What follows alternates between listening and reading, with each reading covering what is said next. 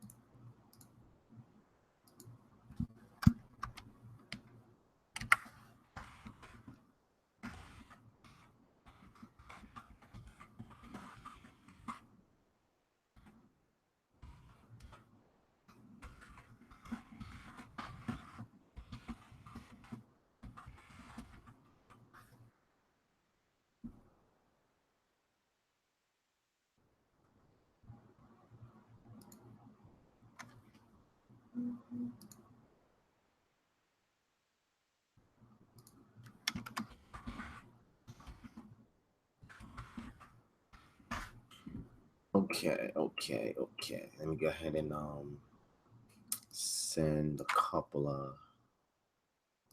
send this link out. So for people who are watching, if you want to join this Google Hangout session, just let me know, and I'll see what I can do to get you on. Pretty much, just want to give you guys a recap and just talk about a few things, not too much in depth, because I'm gonna go in for real tomorrow, and do that PowerPoint that I was supposed to do called Crows on the Straw Man. I would do it tonight, but I'm just had a long day, so I'm not really. My mind is not there yet. Like it's not in the mindset yet to really go into that. So I'll save it for tomorrow evening. I can have it scheduled. So for those of you who was anticipating it yesterday, I apologize for that. I've had a very hectic week. This weekend coming up is Juneteenth. I'll be in Greenville, South Carolina, giving a lecture called Honoring the Ancestors. The name of my lecture is going to be called The Glitch in the Matrix, right? And pretty much what I'm going to do is, talk about the glitch in the Matrix and what it meant in the movie The Matrix, and how we can initiate that glitch in the Matrix in order to wake up our populace, so that way they can be aware and conscious, and they can align themselves with their destiny and purpose, right? And how we honor our ancestors by doing so. So that's going to be out in the lecture that I'm doing in Greenville, South Carolina. So, my plate is always full. It is. And I know there's a lot of people that try to reach out to me through email and Facebook. I'm getting back to everybody one by one as much as I can. I just get flooded with a lot of messages, and it's not an excuse, but I'm just telling you the truth, so that way you guys can understand.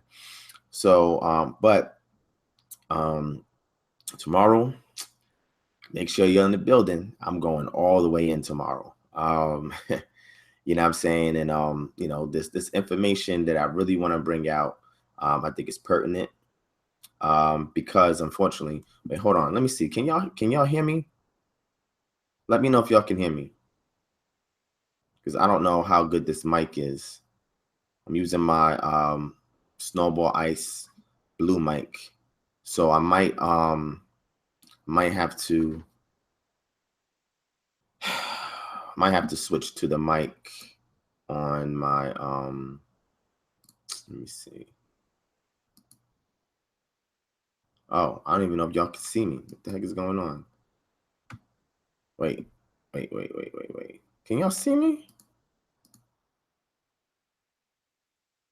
Okay. If y'all can see me, just hit 1 so I know y'all can see me. I don't even know if it was playing video or not.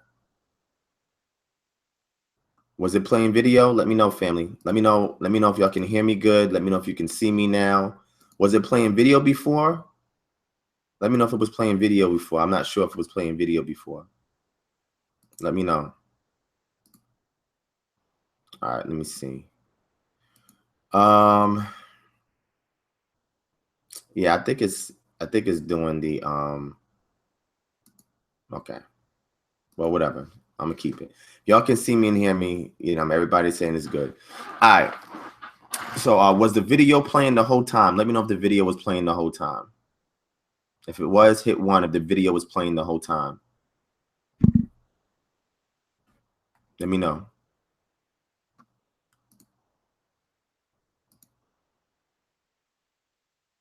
Hit 1, family. Let me know if the video was playing the whole time. Okay, cool. All right. So anyway, to those who joined in, thank you for joining in. This was impromptu. I wasn't even thinking about doing it. I know somebody had mentioned to me that they would love if I would do like these type of like hangout sessions. I don't really do much in them, as y'all can see. I really like to put quality content on my YouTube channel that deals with scholarship. You know, I mean, even though you may see me get involved with things on Facebook, on YouTube, on teleconference and stuff, I mean, for the most part, you know, my objective is to challenge academia and to be a pro-activist in our community, you know. So my scholarship is purpose to install culture. So out of culture can spring forth community, and from community, we have autonomy where we can patronize one another and, you know, be able to come under one umbrella so that way we can work together as a confederate of tribes for the betterment of our community, you know. So that's really what I'm focused on. And, you know, a lot of my scholarship that I give to the community is just a sample of the things I put in articles when I deal with academia, you know, because that's the real, to me, that's the real challenge, is being able to get the stuff that we speak to into academia, get it filed in a university. So anytime our youth is in their universities, they can refer back to work that we create. You know what I'm saying? And you have to be diplomatic and tactful to do those type of things. But anyway, you know, I've been asked to have these type of impromptu sessions because people want to know, you know, what's going on in my mind and, you know, things that I'm doing and stuff like that. So like I said, typically I like to only put quality content up. I might even keep this up. I might delete it. I don't know. But anyway, so I decided to do it since I'm up, and I was working on a few things. But what I will do is I'm going to show you guys some stuff tonight. So those of you who tuned in, good.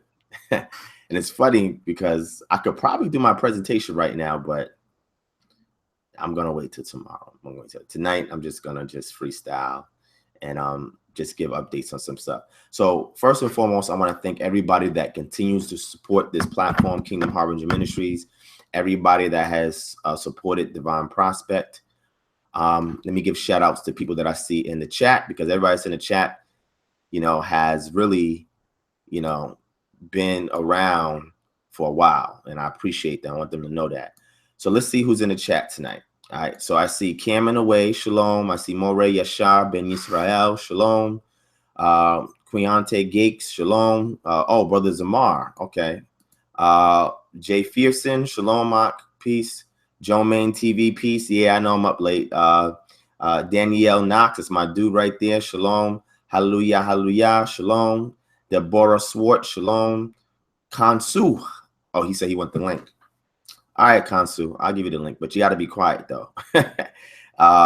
Keontae Gates, yes, we're going to be in Greenville. I don't know if it's going to be live yet, live or not. You can probably check my Facebook page, and I'll put it up there. Go to my Divine Prospect public figure page. You can check it out there. I'll let you know. Robert Albert, peace. Ann Jean, peace. Man, 32 of y'all's already up in here. Y'all can't sleep. Y'all must be like me. Y'all can't sleep, man. Let me see. Pursuing greatness. Peace. Shalom to Leonard De Yehuda. Kevin Scott. Shalom. Who else is up in here, man? Let me see. Who else? Aslav Mahdi. Shalom. That's my dude right there. Let's see. Seven Yada. Okay. Thank you for confirming that. Redman 3030. Peace. Paul Archibald, shalom, shalom. All right, so 34 of y'all's out up in here tonight. Okay, so let's discuss some things, man. All right, let's discuss some things. So, like I said, I'll be in Greenville, South Carolina this upcoming weekend. The weekend after that, I'll be out of town, and then the week after that, when will that be? Let me see. 17th to 24th, August 1st. So August 2nd, I may do my health lecture. I'm going to show you some slides for my health lecture too. I'm going to show you some slides. So I know some people have been asking me about that. I'm supposed to be tackling atopic dermatitis, more specifically eczema. But what I'm going to do tonight, I'm going to show you a little preview of that. Show you a little preview of that. I don't want to show y'all too much because I got to present some of the stuff. But I'm going to show you a little preview of that. Because, just for y'all to know, Kingdom Harbinger Ministries, I'm just the founder of it and I'm the lead spokesman, but there's several individuals that's behind the ministry. A lot of them like to work in the shadows. And I understand that, if I wasn't called to teach, I also probably would be in the shadows, you know what I'm saying? Because there's a lot of heat that you take, when you step out on the front line, and as y'all can see from my YouTube channel, I focus on my mission. I'm not about drama, controversy. I mean, none of that stuff moves me because, it doesn't profit anything. You know what I'm saying? So I'd rather focus on my mission and my assignment, and that is the upliftment of my community, right? Being able to help and stuff like that. I have a interview coming up on the channel from an organization called Teach Back Care. And this is a great organization, man. Let me show y'all the card for this so you can see. So as you can see, Teach Back Care, Pebble Simmons, she's the CEO and founder. I met her and the COO, and this is what they do, just so you guys can see. Let me see if this can, let me zoom in. Hold on, let me zoom in. All right, let me know if it's clear, if y'all can see it. Hit 1 if y'all can see it. Hit 1 if y'all can see it. Let me know if you can see it. Can y'all see it? Hit 1. I don't see nobody hitting 1. Y'all still there? Hope y'all didn't fall asleep. Anyway, I'm gonna talk about it. So we provide a high quality training program which consists of customer service, entrepreneurship, Microsoft Office, financial literacy, personal image consultant for who veterans, high school students, domestic violence victims, returning citizens, low income residents, and those who are homeless as well. It's a 3-week program customizable for you. So I have a interview video that I did an interview with them, and editing the video now. Well, not right now, but I started it yesterday, but it should be up this week before I go to Greenville, hopefully. And they're doing a great service in the community. They've been on the radio, they've been on TV, but they're still not getting enough acclaim like they can be getting. So I'm going to feature them on my YouTube channel. And I'm also going to have a segment on my YouTube channel where I feature various groups of organizations that's in the community that are doing positive things. Also, my website should be coming up soon. I have a couple people helping me out with that. And on the website is going to be a section that deals with patronizing businesses in the community. So it's going to be a section of the website that you go to. You click on it, and it'll show you the various trades that people have in our community, various organizations and businesses, and how you can reach out to them for assistance. The Kingdom Harbinger Ministries, I also have a debt elimination program called Jubilee Manumission. Jubilee because it comes from the biblical concept of giving freedom to the captives, and manumit is when a slave master lets a slave go via paperwork. So we deal with non-federal third-party debt, and we help you eliminate it completely, whether it's third-party student loans, a third-party bank loan, credit card, anything that goes into collections, we get rid of it for you. You know what I'm saying? That's what we do. And we do it for extremely low price as well. So we have Jubilee Manumission. We also have naturopathic eating, and naturopathic eating is my naturopathic health consultation program. And the lecture that I'm doing on eczema is the first time we're going public with some of the information that we do private consultation for. So we're going to tackle a lot of different peace, Mr. Lee from the UK. Shalom to my brother Joshua. That's a good dude right there, man. Me and him don't agree on everything, but I seen a latest video from him. You know what I'm saying? He tagged me in it, and the brother knows his stuff, man. He knows his stuff, man. I don't knock my camp brothers, you know, because I have a lot of associates in the camps. So there's a lot of different, like my brother Danya Allah, man. Danya Allah is a monster, man. Y'all don't know. And he's a good dude too. Hashar, and even my brother Cesaria, when he's branching out, giving out lectures on other different types of subject matters. But Jashu, he used to be in IUIC, and he left out of IUIC. And when he left out of IUIC, the brother started doing a lot of independent research, and he started uncovering, you know, a lot of references to things that I thought was pretty neat. And it goes to show the brother is really serious about his study. So that's a quick shout out to him. But anyway, what was I? Oh, okay. So naturopathic eating is a naturopathic health consultation program. And both of these programs, Jubilee Manumission and naturopathic eating, I'm gonna have commercials for them up on this channel soon. Everybody that's part of my organization, Kingdom Harbinger Ministries, has to have a business. So on the website, their businesses will be listed because the objective is being autonomous, you know, being able to patronize one another, go to each other for resources, consultations, advice, instruction, services, programs. And, you know, the organization is founded upon autonomy. So every member that's part of the organization has to have some kind of business, some kind of program, some kind of service that they can offer the community. And that's pretty much how we grow it, you know, because we can always give you scholarship, but at the end of the day, you know, I don't want to have a big head and empty pockets, you know what I'm saying? Or I don't want to keep facing the same society. It was each and every day. And all I'm doing is getting all this information, but nothing is being resolved in my community or in my immediate household. So one thing that I have to say is that, you know, I see a lot of people who are in these conscious communities, Israelite community, whatever, and they like to talk about a lot of scholarship things, which is cool. But at the end of the day, you know, what game plan are you offering? What's your blueprint? You know, what's the end game that you have for our community? You know what I'm saying? You know, you have to be able to produce something tangible that's resolving the society ills. Otherwise, you know, I mean, you know, you're not a proponent for change, you know, and we all face similar ills. You feel what I'm saying? So the reason why I bring up naturopathic eating, because it's going to become a full-fledged alternative healthcare program for our community. So I noticed that in when dealing with health, those of us who are into holistic health, naturopathic health, all that type of fun stuff, there's no healthcare programs for us. You know, a lot of that stuff you cannot put through your insurance. Insurance won't cover a lot of alternative medicines or alternative means of getting holistic healing, consultations, services. They don't cover it.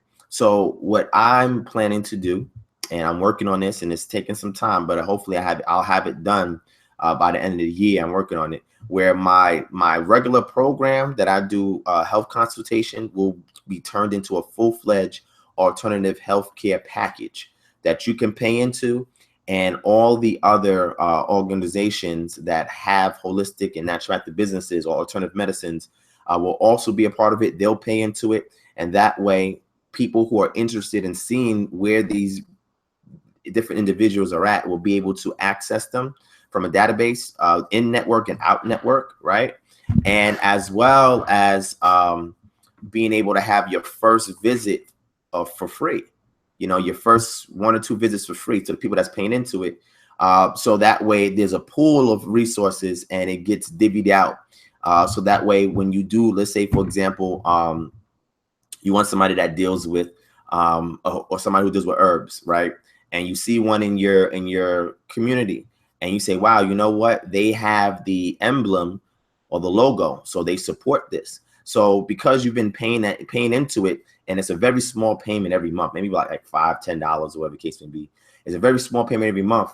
What that will allow you to do is you can go and get a consultation visit for free and a follow-up visit for a discounted price. So this way, there's no liability on you when you go to see what they have to offer. You know what I'm saying? Because a lot of times you'll go see a doctor and you got to pay up front or pay out your pocket or get, you know, charge on your insurance. And it's like, damn, you know, this doctor didn't really do what I like them to do. Or this specialist didn't really, with our program, the cost will be covered for your consultation visit. So you can see if you can feel the vibe, if they're going in the direction that you want to go, if they're aligned with what you know, the prognosis situation in regards to whatever your ailments may be that you want healing from, and they'll be able to assist you with that. You know what I'm saying? And it won't be no cost to you up front because you've already paid into the program, and you can do this with anybody that's available in your community. So that's what we're here to do. The brother Danielle Knox was talking about a hotline that will also be on the website in regards to the health situation as well. So you can call if you need assistance. And hopefully, if I get enough support, I'll make it a 24/7 hotline. You know, because a lot of, you know, when you're conscious and you understand how the pharmaceutical, I don't even know a good way to call it, but the pharmaceutical vampires, how they operate, where, you know, orthodox medication is only designed to inhibit metabolic processes that in the long run adversely affects you and promote side effects. And you see that they are the cause of organ failure. They promote cancer growths. They do all types of things to your mind. They affect the serotonin in your mind, the dopamine produced in your mind, the pituitary gland, and all the other hormonal functions. I mean, when you actually study this and see how detrimental it is to your body, your thing is going to be, man, I need an alternative. Also, you know, home births, right, and homeschooling. These things are very important. So again, the website is going to cover all these things to ensure there's a better network amongst our community to patronize one another so we can get some things resolved. And when it goes up, I'm going to encourage everybody who has a business, a trade, or who wants to be part of even that healthcare program to let me know. And I'll help you guys on how to sign up for that. All right. It's the hit 1 if my voice matches the audio matches the video. I don't know if the audio is matching video. I don't know what's going on. Well, hit 1 if the audio is matching the video. Please hit 1. All right. So let's continue. So that's what Kingdom Harvest Ministries is about. It's about autonomy at the end of the day, creating a self-sustaining community, becoming autonomous, and installing culture in the process, and also challenging orthodox academia. You know, and the best way to do so. Thank you guys for hitting 1. Best way to do so is through proper methodology. All right. So let's do a couple recaps on some things. So I'm gonna show you guys some of the slides from my my health lecture that's coming up. I have a sample slide thing, but I'll show y'all the sample slide, because if I go through the other one, you're gonna see too many slides, me trying to get back and forth. So I don't want to reveal too much of it yet. But I'm gonna show you the sample slide, and I'll show you a couple other things as well that'll be of interest. I see. Seems like most of the people in my chat right now are subscribed to the Hebrew Israelite paradigm. Some of them may be neutral. I don't know. If you subscribe to the Hebrew Israelite paradigm, hit 2. If you, cohorts music. Yeah, I got to get back in touch with King Drop, man. I did a couple of shows with him back in the day, and then he got off of Facebook and we lost touch. The last time I spoke to the brother was when I was in LA. Because, you know, the brother's he's in California. And when I did my lecture in LA, where the bishop never showed up. When I did my lecture in LA, bishop never showed up. Because the word for the event got back to King Drop late, he wasn't able to show up. And that was the lecture I did with Brandon T. Jackson. He came out, he wanted to show support. So I let him promote his clothing line on there. And, you know, he was in the audience with us and he built with us. And that's the thing, you know, I've spoken to a lot of celebrities, man, and a lot of celebrities, they're feeling what I'm doing. The only thing is that there's a lot of red tape, man, when it comes to them wanting to sponsor somebody. You know, so a lot of times they may, you know, speak to you on a low, or maybe send you some donations on a low. But for the most part, you know, they can't really be open with a lot of stuff that may be counter to what they're doing. So I speak to a lot of them because my objective is to make them aware, make them conscious, and give them a sense of obligation to their community. You know, make them liable for anything that they may be saying or doing that's contradictory to uplifting us as a people. You know, so the ones that do come out and are conscious or come out and subscribe to my subscription as well, I like to feature them. I like to, you know, support them and so forth. But King Drop, next time I go to LA, which should be soon, King Drop will definitely be, I'll be meeting up with the brother and talk to the brother. So I see the majority of people in here is Hebrew Israelite. Okay. If you're not Hebrew Israelite persuasion or subscription, hit 3. So I know who's in here. So I know what kind of scholarship to show. But at least anybody that's in here, you can definitely benefit from the health stuff that I'm about to show you. So let me go ahead and I'll do the health stuff first. I'll bring it up. Let me recap. I'm going to bring it up, and then I'm going to show you guys. I mean, my library is vast, man. There's a lot of, I mean, when it comes to research, I really research, you know, and I thank the Most High for giving me the mind and the heart to research, because, you know, I suffer a lot of sleepless nights. You know, it's not like I research every day. You know what I'm saying? It's just, I can't. But when I do research, I don't get no sleep, man. I'm telling you guys, I really don't. Like right now, I should be sleeping because I had a long day. But I was working on something, and I said, you know, since people keep asking me to do like these Google Hangout sessions, let me just do one to see who comes to support. And right now we have about 40 plus people in the building. And that's good. Share this link on Facebook if you can, wherever you want to share it to. So whoever's awake with us on this late or early Sunday morning can get a piece of this. And I also want them to hear about this healthcare program as well. I'm going to do a workshop on that, so I can show people how it works and how it can immediately benefit anybody. All right. So let me get this. Let me get this sample PowerPoint so y'all can see it. Where is it at? There we go.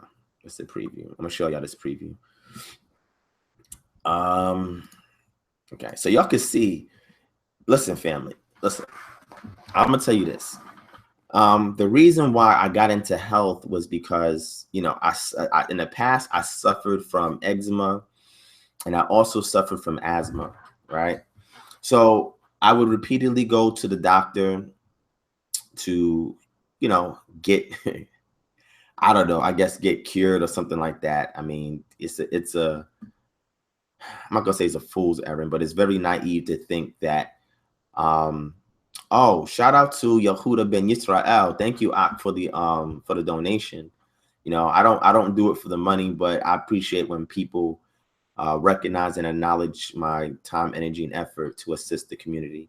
So I truly appreciate that donation, Ak. I really do. Thank you for that. And if you don't mind, email me at kingdomharbinger@gmail.com, right? And stay in touch with me, so I could chat with you for a little bit.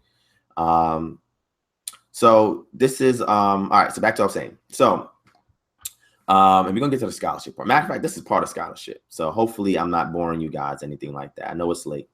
Shalom, New Black World Order. Shalom, peace, King. All right, so, you know, I suffered from asthma and eczema for a long time, and going to the specialists, you know, to try and get some resolve just wasn't happening. And I suffered it for years. Since I was a baby, I suffered from it. So several years back, I was like, you know what? All they doing is giving me medication after medication after medication. It's not fixing the problem. If anything, it makes matters worse at times. So I said, you know, let me figure it out myself. So look at me. I'm not in the medical industry, right? I'm not a doctor, a physician, or whatever, not a specialist. So here I am saying, you know, let me go and fix the problem that I have. You know, I mean, it doesn't make sense, you know, to start to emerge into consciousness and you cannot yield results by resolving your own ills, you know. And I said to myself, man, you know, I can't have a family and allow them to suffer from these things either, you know, because as the man of the house, you have to be the priest, you have to be the lawyer, you have to be the doctor, you have to be the first of everything, right? And this is shout out to Disciples of the Way, big supporter of this platform. So I definitely give a shout out to Disciples of the Way. Definitely check them out. They also follow me on Instagram. My Instagram is @KingdomMoments, one word. All right. So I said, you know, let me take matters into my own hands and let me fix this problem, you know. So it was a very daunting task because I'm underqualified for fixing a health ailment that people suffer from each and every day, you know. So I said, you know what, let me go on this journey and figure out how to cure myself. And I use the word cure loosely, so I'm gonna say heal myself. I'm not gonna say cure, because I'm not telling you guys that I'm here to cure anything. And there's a reason why I'm saying that too. There's a FDA gag order on people who proclaim, and I can show you guys. I have the whole document, man. Like when I say I got, man. Listen, I got so much information. I mean, I have it in several locations, but if anything ever happens to me, I have to make sure that y'all get this information. I'm telling you, man, it's a lot of serious stuff that I have.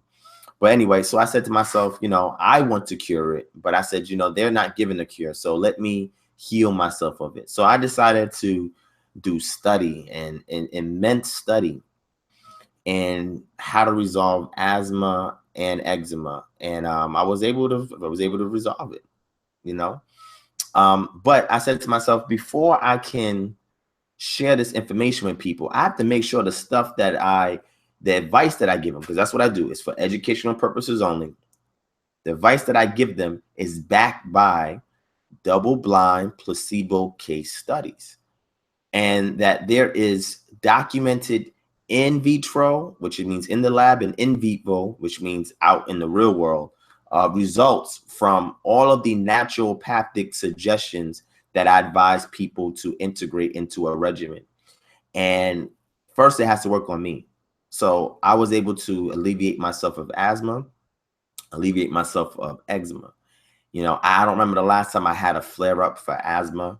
I don't remember the last time I had a flare up from eczema, but eczema or atopic dermatitis, asthma, and allergic rhinitis are all interconnected, right? So, and I'll get into, because I'm gonna do asthma as a follow-up lecture, and then go into allergies at the asthma, and then I'm gonna deal with things like diabetes and things like cancer and all this other stuff. But what I realized is that, you know, there's a lot of people that I looked up to in conscious community, or people who are aware. And a lot of times they give you suggestions to fix this or fix that. Sometimes they may work. It's a hit or miss. They may work. But what I realize is that they never really get into the underlying causes. Like, they never get in scientifically to what's going on, like the nitty gritty of it. So I decided to study it myself. So let me show you. So I have my whiteboard right here. I'm gonna show you on my whiteboard, so you can see my whiteboard. Right. So let me show you on my whiteboard. All right. So here, let me put this. Yeah, it's a big whiteboard I got. Big whiteboard. All right. So let me move this camera. All right. So as you can see here on my whiteboard, starting right here. So this is the type of stuff that I'm talking about. I don't see nobody really getting into any of this type of details when it comes to explaining what's going on. So this model here that I'm showing is pretty much our allergic reaction, which is type 1 hypersensitivity. So hopefully, if y'all don't know what type 1 hypersensitivity is, then it's going to be very difficult for you to assist anybody who has any kind of allergy, allergic rhinitis, asthma, and or eczema, right? Because you have to understand how all of this process works, right? So APC is an allergen presenting cell, and these can be dendritic cells, Langerhans cells. So Langerhans cells is a dendritic cell that works within the dermis and epidermis layer of the skin. It samples bacteria and other allergens on the surface, or antigens, and when they become an allergen, or when they produce an allergic reaction, they're called an allergen, when an antigen does. So when you look here, you have to understand how all of this stuff works. So looking at here, I'm dealing with the skin, Langerhans cells, which is a form of a dendritic cell. And then you have your lymph node. So what happens is this APC cell, when it comes into contact with a foreign entity in your body, an antigen, what it does is that it engulfs the antigen. It puts a piece of the surface protein into a vacuum. And what it does is that it goes into the lymph nodes, right? And the lymph nodes is where your white blood cells mature at. And what it does is that it encounters a CD4 cell, which is a THO, which is a proto precursor to TH1, TH2 cells.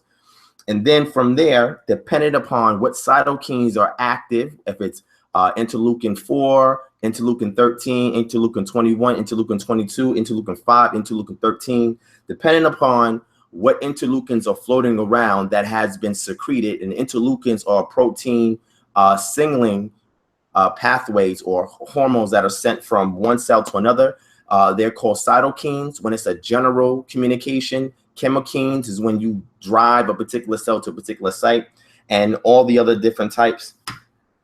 They're either going to turn into a TH1 or a TH2. So TH1 definitely deals mostly with intercellular pathogens, right? So if you have like a viral attack, you want the body to produce TH1 cells to deal with any type of intercellular parasites, right? And those can be, it could be a mycoplasm, which is a bacteria that acts like a virus, or it can be a virion, right? Or a virus cell. And if the body produces TH2 helper cells instead of TH1 helper cells, when you have an intercellular attack, that means any pathogen that's hiding in white blood cells like HIV or anything else like that will not be detected by the body, because TH2 deals more with extracellular pathogens, anything that's floating around in the bloodstream or that's in any other kind of endolethal cell in your body. So the case with atopic dermatitis is that the immune system does not function properly. I'm gonna let y'all see this.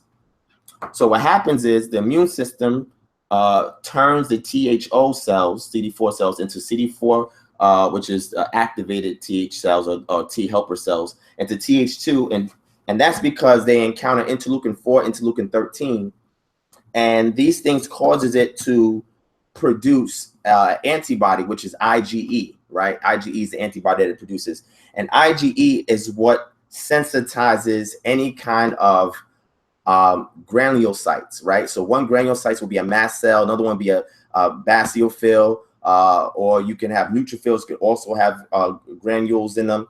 But pretty much what happens is when the body encounters, as we saw here in the beginning, when it encounters something that can trigger an allergic reaction, and the body prematurely produces these oh man, I just forgot. The body produces these TH2 cells, which then activates your B cells. And what it does is that it activates the B cells through cross-linking and looking at the MHC connectors that's on the surface. And what happens is it tells the B cells to create IgE. Now, IgE is you'll find in anybody that has allergies, okay? So IgE is an antibody that cross-links with the surface cells of pathogens, and it causes an allergic reaction. So your mast cells, which are in your skin, they get armed with these IgE antibodies. Your basophils also get armed with these IgE antibodies. And what happens is when your body comes back into contact with these allergens cross-link with those mast cells and those basophils, and those basophils and basophils, they explode and they dump whatever's in the granules out into the bloodstream. And this can also produce histamines, which we know when you look on TV, it talks about histamine blockers and things of that nature. That can induce swelling and inflammation, because what it does is that it causes the dilation of your capillaries in order to allow other additional leukocytes or white blood cells to squeeze their way into the area of injury and do whatever they do, whether that's a neutrophil, whether that's a macrophage, etc. So this is typically what happens, and it's an abnormal response to things that people whose bodies produce IgG and other types of antibodies don't respond to. So what you want to do is you want to prevent the body from being so aggressive in creating these TH2 cells after the APCs encounter the T cells in the bloodstream, because you got adaptive and innate immunity. And what you want to do is that you want to be able to switch this off and switch this on, right? And to switch this on would be the TH1. Now, if you continue to look at the rest of my chart, I have TNF, which is a tumor necrosis factor right there, and that's the alpha. You also have INF there that gets produced, right? And then intracellular creates your CD8 plus T cells, right? And up here, I show you the cross-linking right here. Oh, right here, and I talk about sensitization and all that other good stuff. So, yeah. So let me not bore you with that. But anyway, that's what I mean when I talk about research, right? That's the type of research I do. So I had to look into the nitty-gritty of all of these details to be able to determine what is the cause of these ailments that I had, you know. And again, this is coming from somebody that does not have any formal training in the medical field. Right, but I do it because once I help myself, I say, let me go and let me help other people. Right. Let me fix my mic. I mean, my camera. Let me fix my camera.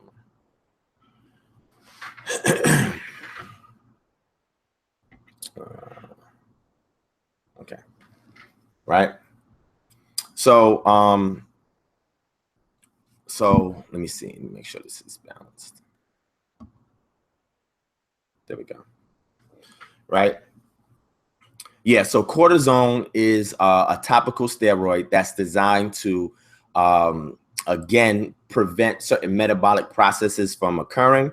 And what it does is that it suppresses the activation of the cytokine histamine, of many other cytokines. But the problem is it does so in a synthetic way that causes adverse reactions over time. So what I'll do is let me show y'all some of this, and then I'm gonna do my scholarship recap. I didn't forget the scholarship recap. I'm still gonna get into that. So I see now why people want me to do these sessions, because I just bring out random information. So let me go ahead and show you guys this PowerPoint, so y'all can see. But I also want to monitor. Let me do screen share.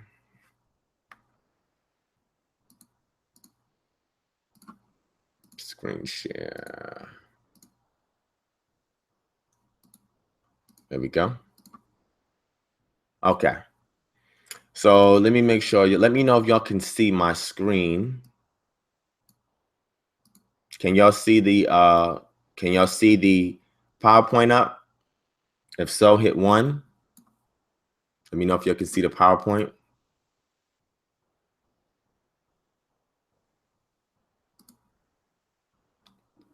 Oh, it looks like y'all can see it. Okay, and I can still see this screen. Cool. All right. So let me move this. Okay, y'all still looking at it. All right. So right here, this is getting under your skin, understanding the root causes of eczema and how to resolve them. Again, natural path to eating is right here. Okay. So, oh, let me see. Okay. So let me show you a couple of slides from this, all right? So the first one is a disclaimer that says this presentation is for educational purposes only. The presenter is a naturopathic researcher, not a physician. If you are suffering from severe atopic dermatitis, eczema reactions, you should consult your doctor and or dermatologist immediately. No solutions suggested are being promoted to directly treat or cure any disease as prescriptions, but are for recommendation purposes only. You always got to give a disclaimer, because if not, then, you know, the FDA cracks down on this type of stuff. So we have to be diplomatic and tactful so we can assist our community, right? So pandemic, I go into pandemic and I talk about eczema prevalence in the US, right? So this will be on the screen so you can see it. And then this is the most important thing right here, the importance of using double-blinded placebo case studies, which I do to support everything that I share in this lecture, all right? Studies follow a hierarchy in terms of the quality of evidence that they can provide. Randomized double-blind placebo control, RDBPC studies are considered the gold standard of epidemiologic studies. And the same is discussed at length in this paper. Take an example of a real journal article employing this study design to answer the research question, does once daily doses of valacyclovir, reduce the risk of transmission of genital herpes in a susceptible partner? RDBPC studies remain the most convincing research design in which randomly assigning the intervention can eliminate the influence of unknown and immeasurable confounding variables that may otherwise lead to bias and incorrect estimate of treatment effect.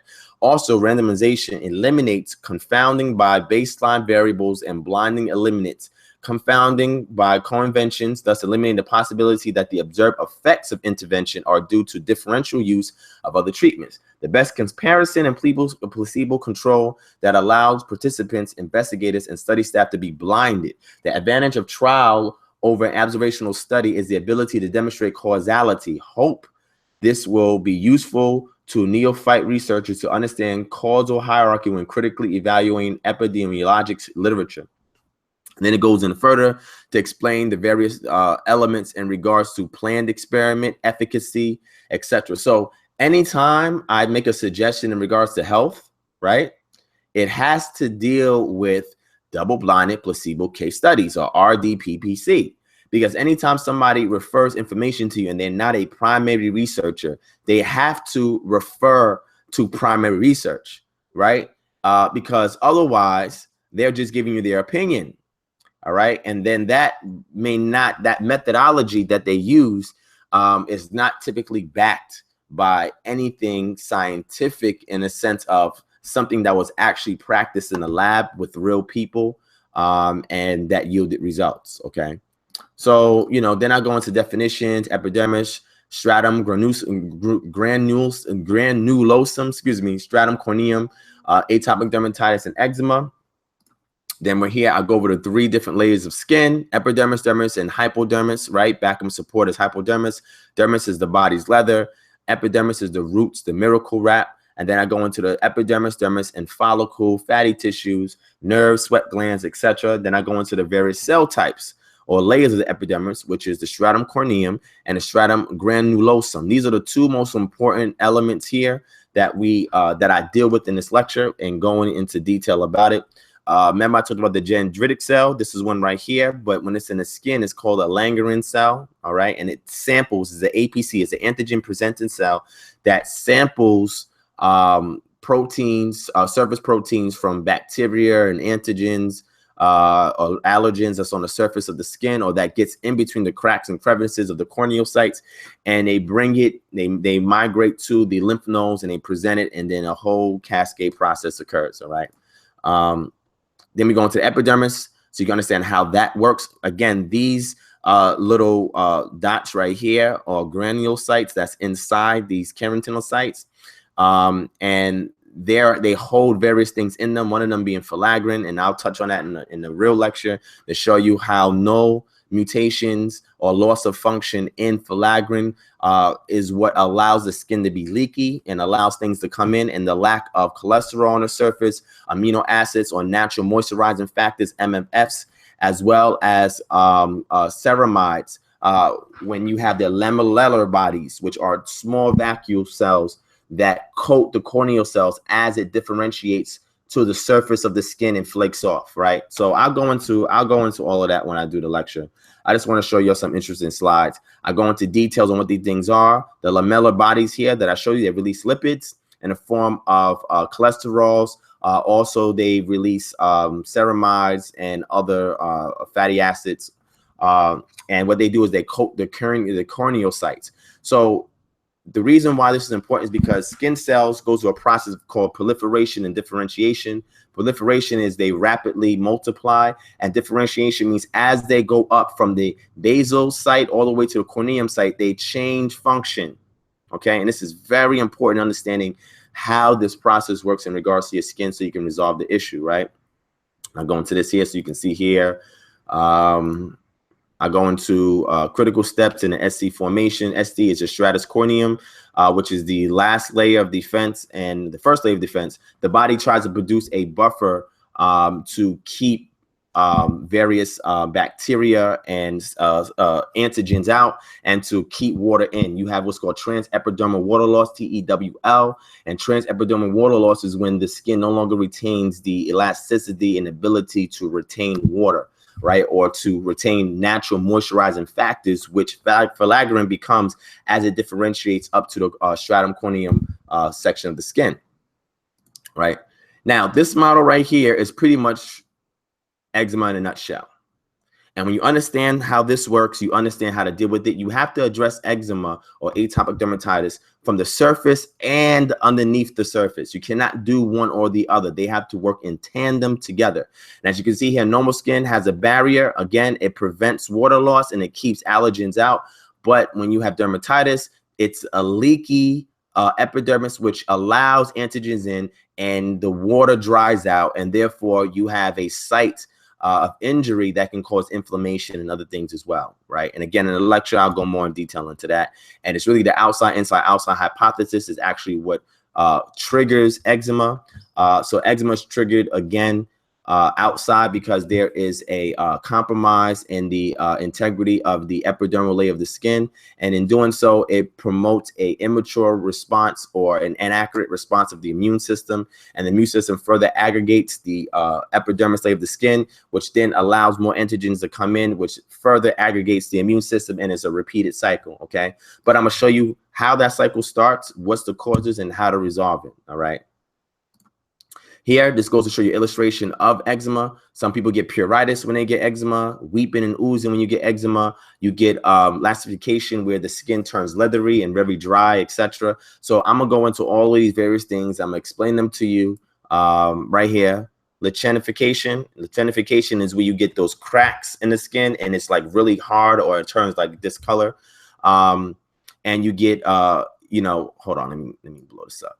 All right, you get erythema, which is the redness, the swelling, papulation, which is the bumps, raised bumps, which is also a attribute of eczema.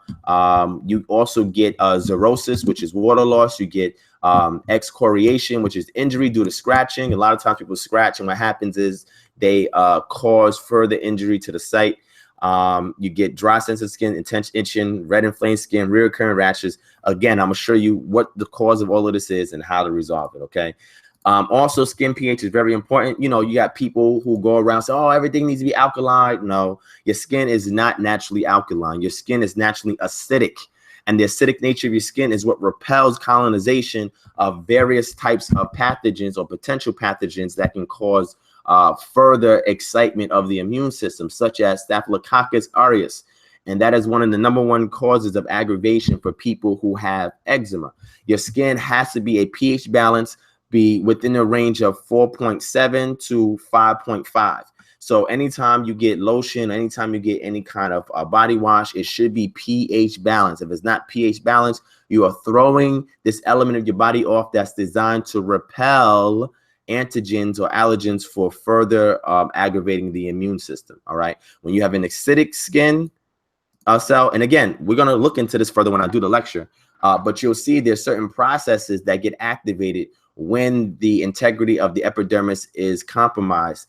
And when the integrity of epidermis is compromised, you have these other processes that are operating that then causes the skin to become more alkaline, which then promotes the colonization of all of these bacteria that's typically harmful, but then they congregate because there's no buffer for them. And you also, your sebaceous glands, which are the glands that are responsible for oiling the hair, they also have AMPs, which is antimicrobial peptides. Your keratinocytes on your skin also have antimicrobial peptides. All these things are things that are designed to immediately kill bacteria when they come into contact with them, or fungi, anything else. But what happens to people that have atopic dermatitis, their body lacks the production of a lot of these antimicrobial peptides. But when you restore the integrity of the skin, you can encourage that to get back to where it needs to go. Also, residential skin flora, so you can understand, and I had to block this out because this picture was really too revealing, but it shows you where these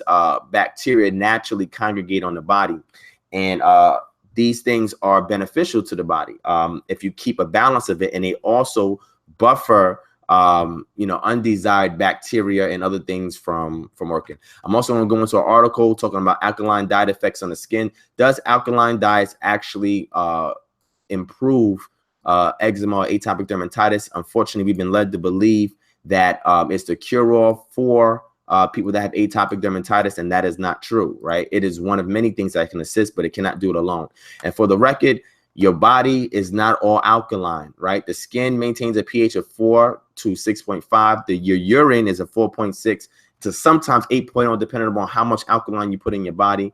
All right. Your gastric juices in your stomach, right, have a 1.3 to a 3.5. So if your body was totally alkaline, you would throw off those gastric processes and nothing would be broken down in your stomach.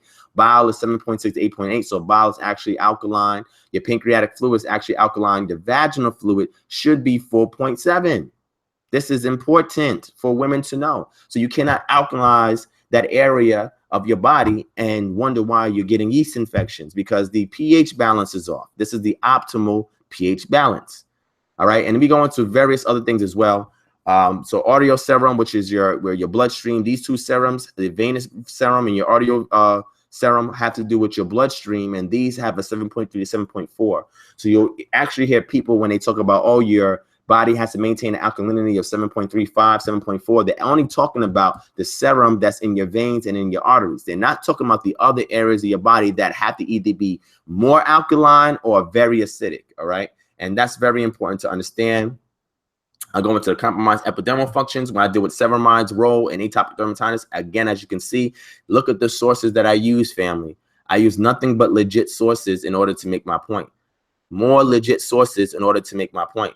And again, the solution has always been it, but they never show it to us, right? I also show you here, right? Comparison between normal and dry skins. We go into that. I also go into the stratum corneum, and I go into serine proteases. Serine proteases, when this processes are increased, all right, they can cause the skin to be more alkaline. They also decrease other activities that happen in the skin, and people who have a loss of function in regards to filaggrin, their body also increases the serine proteases, which then affects the ceramide coating of the corneocytes, which then can break down the skin further to allow allergens to come in and allow transepidermal water loss. All right. Type 1 hypersensitivity, I shared some of that with you guys earlier. Again, I go into a lot of stuff, man. Solutions, probiotics help to influence when they colonize the gastrointestinal tract. They help to influence the body to produce more Th1 cells, which deal with more with intercellular cells, which means that they help with any kind of viral attacks, right? Because they improve the body's recognition of variants that have penetrated into cells. And what they do is they also scale back the production of Th2 cells, which are designed to create those interleukins, which then promotes B cells to produce these Ig antibodies. So probiotics, they do a lot of good things. They prevent undesirables in the form of bacteria from latching onto the intestinal wall. And they also help the body break down certain foods as well. You always want to combine probiotics with multi-enzymes, right? Because over time, when you're not eating healthy, the body does not naturally produce certain enzymes. People who consume dairy, your body has a lack of lactase. A lot of times, some people have a stronger tolerance to lactase than others, but the body naturally starts producing lactase at the age of 5. Certain other individuals, it could be a little later on in life, and their body may even have minute traces of it, which can increase their tolerance. But most people, their body stop producing lactase, right? Which is designed to break down breast milk, not milk of another animal, but breast milk. So multi-enzymes is important because it adds the lactase in it. So that way people who do consume dairy, helps them break down the milk sugar and other things, etc. So probiotics, I go into how probiotics work and how they can help people to have atopic dermatitis. I go to phytoceramides. Remember, I told you have a loss of ceramides there because of serine protease activity, as well as the lamellary bodies not properly coating the corneocytes. Also because NMF's natural moisturizing factors do not make their way to the surface of the skin because of loss of function from the filaggrin. Filaggrin is a filament aggregating protein that's designed to collapse and bring together the cytoskeleton of keratinocytes to create a wall to prevent things from penetrating in. And you can replenish the ceramides that your body has a loss of and encourage growth of new ones by taking phytoceramides, because plants also produce ceramides. And this is a supplement you can take to improve it from the inside out. And then you could put external ceramides on to assist the skin from the outside in. All right. So this report here goes into detail about the importance of phytoceramides and how they can help restore that functionality in the epidermis layer of the skin. Quercetin is a natural antihistamine. So you don't have to take corticosteroids. You don't have to get prescriptions for antihistamines, right? Like Benadryl and stuff like that. All you can do is take quercetin. Quercetin is a naturopathic ingredient that is extracted, especially from this brand Megafood, from whole food sources. And what it does is that it helps to suppress the histamine H1 receptor, right? Excuse me, the histamine H1 receptor. They suppress the protein kinase. Anytime you see ASE, this is a protein that's designed to synthesize whatever this thing is that's attached to. In this case, it's KIN, which deals with a protein synthesis. So the receptors for these protein kinases, they suppress it naturally, not synthetically. And what they do is that they help regulate the production of histamines in the body. And when you have enough of this in your body over time, you help to regulate or stabilize your body so that way it doesn't produce an abnormal amount of histamines, because histamines is a natural response when it happens under normal circumstances. But people with eczema and allergies, it happens more often than not than it was supposed to, which then causes additional problems. I go into Dermaway, but I'm going to talk to that. I talk about lipid ceramide moisturizers. These are two great brands that help to coat these corneocytes on the surface. The corneocytes is the last layer of protection in the epidermis, and those are the part of the skin that flakes off, right? And those are the barriers or the buffers against anything trying to get in. Because the lamellar bodies does not coat them properly with ceramides, you have to have a 50% more higher ceramide count to the cholesterol coating and every other coatings. But this actually assists with that. So this is another solution. And you can read these things while I'm talking. And these things help you from the outside in, whereas the phytoceramides help you from the inside out, right? To coat the skin, to retain water, and to be a buffer against any kind of antigen that will then become an allergen when it produces an allergic response. Here's a good pH balanced body wash and lotion by Eucerin, right? It's a pH of 5. Remember, I told you the skin tries to maintain an average medial range of 5 pH per hydrogen. Here's the shower wash and the skin protection lotion that you guys can get. And these create a citrate buffer that helps to restore and stabilize the skin's natural pH, which is very, very important. So these are some things you guys can get if you want to improve your skin conditions. Again, in the full lecture, I go into diets and all types of other solutions. I think I got like maybe 20 solutions, and I go into maybe about 10 different, 8 to 10 different causes. And I go way more in depth in the full lecture. Full lecture is 105 slides or something like that. So it's gonna be a little lengthy, but I guarantee once you get through it, you'll be able to take care of your atopic dermatitis issue. Okay. I also go into the dangers of orthodox medical solutions, right? Here in the sample that I give is the topical steroids and the synthetic antihistamines and how they can affect your body over time, right? Topical corticosteroids misuse occurs at various levels. The pharmaceuticals manufacture and promote unethical combinations. Further concern is the unrestricted over-the-counter sale of TCs of all potencies, though many of them are Schedule II drugs. The official IMS health figures for sales of TCs in 2013 stands at a staggering annual figure of 1,000 of RS 1,400 Creole, accounting for 82% among the sale of all topical dermatological molecules. This may be only the tip of the iceberg, since a large number of TCs are sold as OTC products. You know, when you go to like the store and you get hydrocortisone, yeah, that's one of them. And I actually have a picture here. These are some of the things that I actually used over the years to treat my eczema. And this is one OTC over-the-counter cortisone, which is a hydrocortisone cream. And this has a USP of 1%, which may not seem a lot, but over time, when you repeatedly use it for flare-ups, it can do adverse effects in your body. The side effects is enormous.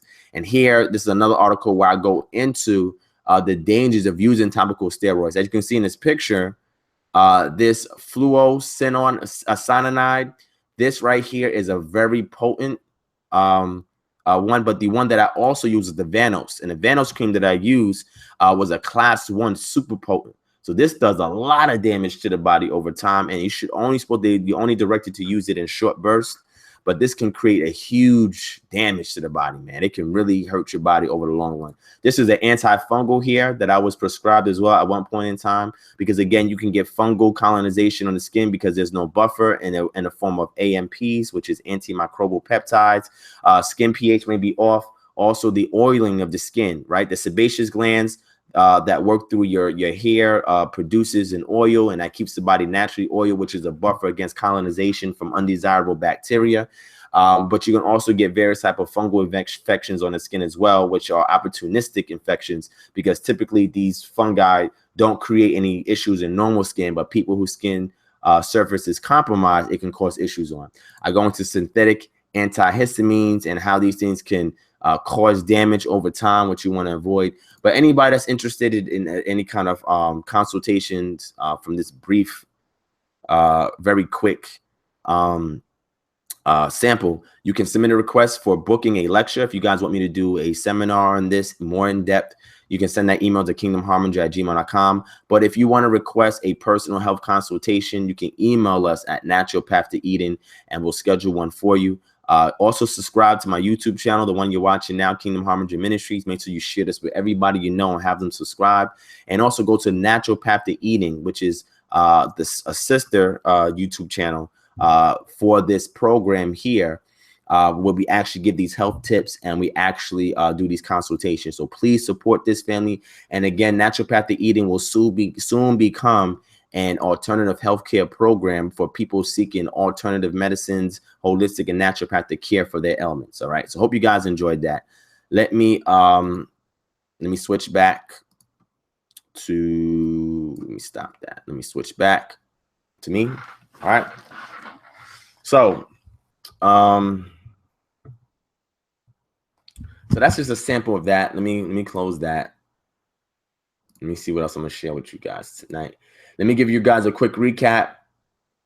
And yeah, so I will be dealing with asthma after we get the atopic dermatitis lecture done. The next one we're gonna tackle is asthma, and then allergies, and then from there we're gonna do it cancer, diabetes, HIV, everything like that. And you know, as you can see, the level of research that I put into this is staggering. I overwhelm myself sometimes because I get so entrenched in researching, because I have a desire to help our community for real, you know, and it shows in my scholarship, you know, because that's why I do it. I do it to improve the education in our community so people can have the tools to better their own selves. I'm not looking to be no cult guru or looking to be the savior of anybody. I just want to, as a teacher, give my students the appropriate tools so they can do the job on their own. You know, the old saying goes is that you can fish for a man and feed him for one day, but if you teach him how to fish, he can feed himself for a lifetime. And as a teacher, that is definitely the mantra that I recite and that I go by. Okay. So let me give you guys a quick recap before I drop this lecture on tomorrow. Man, it's like 40 something of y'all still in this chat room, man, watching this at almost 3:30 in the morning. I appreciate the support. I'm looking at the screen and this thing's coming in really clear. That's good. I didn't even know it was coming in this clear. That's awesome. So anyway, let me do a quick recap, really brief. And then after that, I'm going to show you guys some documents I got for as far as my scholarship and everything like that.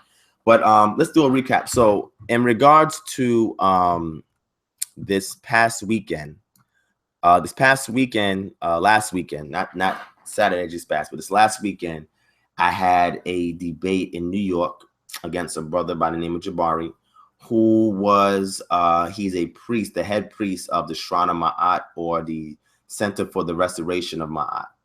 And we had a debate, and the debate was pretty interesting. You can go to my my YouTube channel. I have the unedited, the raw footage live stream there. Sanetta also has it on his channel. He has like maybe about 6-7 videos of it up. Some pre-debate footage, post-debate footage, a synthesis of both, the whole debate footage, as well as he was doing a live stream and he showed the debate as well. So you guys go and check it out there. But first, watch it on my channel so you can see the unedited footage. But Sanetta did a great job. He really didn't chop it up. He really didn't chop it up at all. What I was a little disappointed in was that we had like a 3+ hour build after the debate, like 3.5 hours we were building, and he only captured maybe about 45 minutes of it, you know. And I wish he would have put the whole thing up, you know what I mean? In the pre-debate, he caught a lot of that up too, and that's also on his channel. You could check that out. But you know, in my dealings with Brother Jabari, the problem was, you know, the brother, you know, he was not prepared for my type of scholarship. You know, he wanted me to give him some religious, dogmatic some religiously dogmatic rhetoric. He wanted me to spew this religiously dogmatic rhetoric and only speak from the worldview of the Bible so he can fit me into a straw man and pick me apart. That's pretty much what he wanted to do. But the problem was that wasn't happening. And he got very frustrated because I was not following his line of questioning and I wasn't catering to his method of cornering me in to his straw man. So when we had a talk, and I'm glad I'm saying this now because I don't really want to put all of this when I do the lecture. I just want to give you all the information. So I'm glad I'm able to talk about it right now. So what happened was when we first was talking, and mind you, the brother only saw 2 of my videos and only kept referencing one video I did way back in 2014. Matter of fact, Jashub there, Issachar, that's in the chat room, the brother made a video about me. He made a video critiquing that 2014 lecture that I did way back. He did a video on it. But Jabari was referencing that one video and he didn't know the garment of work that I did in regards to my scholarship. Now, some of that is sampled and some of that is on my YouTube channel, right? So y'all who have been subscribed to me for a while, y'all know the type of scholarship that I produce. Those of y'all who have met me in person and had personal conversations with me on the phone or in person, y'all know the type of scholarship I produce. Those who follow me on Facebook know the type of scholarship I produce. And this is why I can appeal to academia, because I don't do so from a subjective worldview. I look at my culture objectively and present it objectively to those who don't subscribe to it as an authority. If you're not entrenched in the culture, then if I tell you cultural precepts, it's not going to appeal to you because you don't subscribe to its authority. That would be called an appeal to an authority when I'm trying to force you to accept the authority of something that you don't identify as an authority. So what I have to do is that I have to present the culture to you in a paradigm format that's objective. And the problem with Jabari was he wasn't prepared for that type of discussion. He wanted to debate a Black Christian or a Black Jew, and he wanted them to speak from the worldview of the Bible and the Bible alone. He did not want to deal with corrective history like he mentioned. He did not want to deal with objective scholarship. He did not want to deal with the litany of resources that I have that's replete with objections to all the points he was making. He didn't want to deal with that type of person. So it was evident to me that I seen his tactics, which was to filibuster me and to keep me in a circular momentum of bringing me around back into his premise of identifying myself as a religious zealot that will only make my arguments from the worldview of the Bible. And that did not work. You know, I answer this question objectively as much as I can, but he wanted subjective answers, which I refused to give him. But then after a while, for the sake of allowing the discourse to go further, I entertain it a little bit. But again, it wasn't enough to his liking. And what he did was, when I was watching him present, I wrote down about 60 to 70 notes, and I produced at least 45 questions out of those notes that I only got to say one question. He got 3 questions in. I only got 1 question in. He saw my pages were replete with questions and responses and rebuttals. And I gave him a sample, and I told him, I said, listen, I'm going to critique your book because you told me to read your book. And you told me that the book is pretty much the worldview in which you're going to approach people who are in my community. So I got his book in advance. I read all 288 pages of it. I highlighted a whole bunch of sections in it, and I was ready to go in. And that was the bulk premise of what I wanted to present at the debate. But unfortunately, I wasn't able to do so. If you go back and watch my live stream, you'll hear Sonetta like, all right, Devon, go do your 10, 15 minutes. Go do your 10, 15 minutes. And again, that I was not given an opportunity to present my thesis, right, or my premise. What ended up happening was I spoke to Jabari in advance, and then speaking to Jabari in advance, me and him had a conversation. I told Jabari, I said, listen, you and Shaka made a video about me, and I didn't get a chance to respond to it. So when we do the debate, I want to have some time to make my rebuttal to that video, and then 10, 15 minutes to present my premise, right, which was based on his book and my critique of his book. So that way he can see where I stand with my scholarship. Unfortunately, my first round was only catering to my rebuttal to his video, and I didn't even get to lay out my premise like I wanted to because I thought I would have more time to do it. Now, there was no rebuttal round that was added after the first round, which would have allowed that time for that to occur. But even without it, Sonetta wanted me to do it, but unfortunately, it did not go down like that. And I did not get to ask my questions in a crossfire round like I wanted to, because, again, he kept filibustering and kept trying to bring me back to answer the same question, which it was just very frustrating, okay? So after that debate, round 3, which I thought was the pivotal round, and the pivotal round of round 3 was designed to give solutions. What's the purpose of having a 2.5, 3 hour debate if you're not going to give no solutions?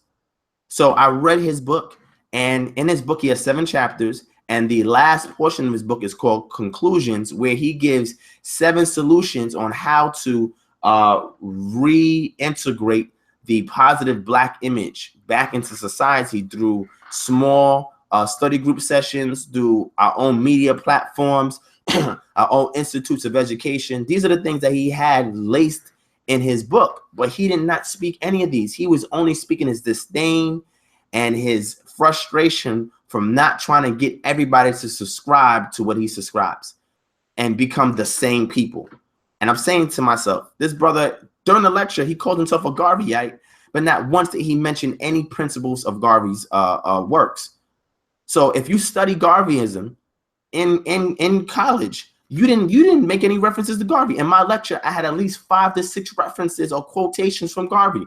My whole solution was from my cultural paradigm infused with Garvey's philosophy of RBG, and I presented it back as a solution for the community. And the inspiration comes from my cultural paradigm of subscribing to the scriptures. So I think the whole debate was which one can liberate the community, which culture can liberate the community. And in round 3, I gave, from my own perspective, a well thought out of and well presented means of us working together to resolve societal ills in a community by installing culture, growing a community, and branching out autonomous.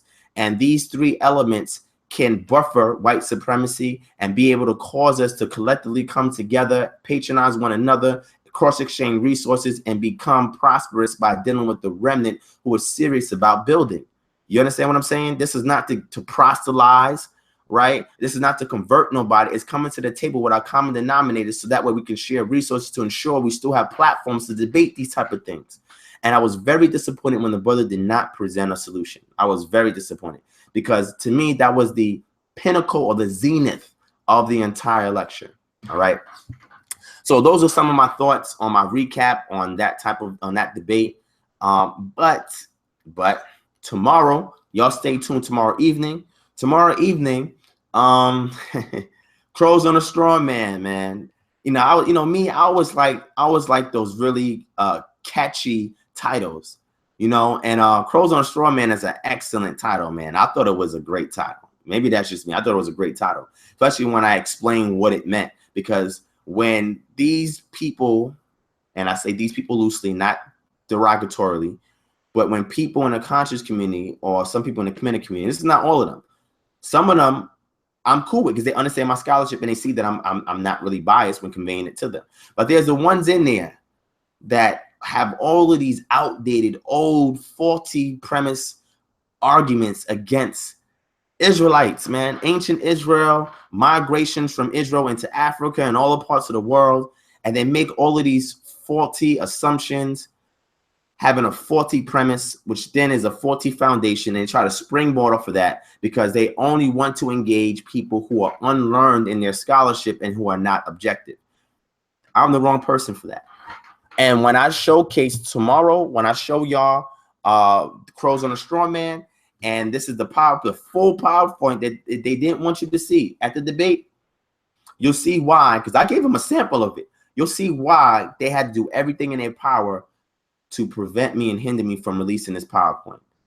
Once I present this PowerPoint, I'm going to give you all. Now, listen, fam. I have a lecture called Minority Report Part 1. Y'all can go to my YouTube channel and you can rent it. It's there for rental. It's only $1.99 to rent it. For those who have the link, you can watch the free live stream, but the quality is not that good. You can't see the screen. So if you rent it for $1.99, that'll be a cheap donation to the ministry so I can keep putting out good stuff for y'all for free. But that took a lot of work for me to put together the Minority Report. But for those of y'all who saw the Minority Report, that video was pulled from Sonetta TV. Then it was posted on an alternative YouTube channel, and it was pulled from that channel too. So the only way for me to keep it up, I had to disguise it as a rental. right? Because there's been I don't know, there's been a very disdain that some people have, that evidence that's coming out that substantiate the ancient Israelites and their migration into various parts of the world. And I'm gonna get into that.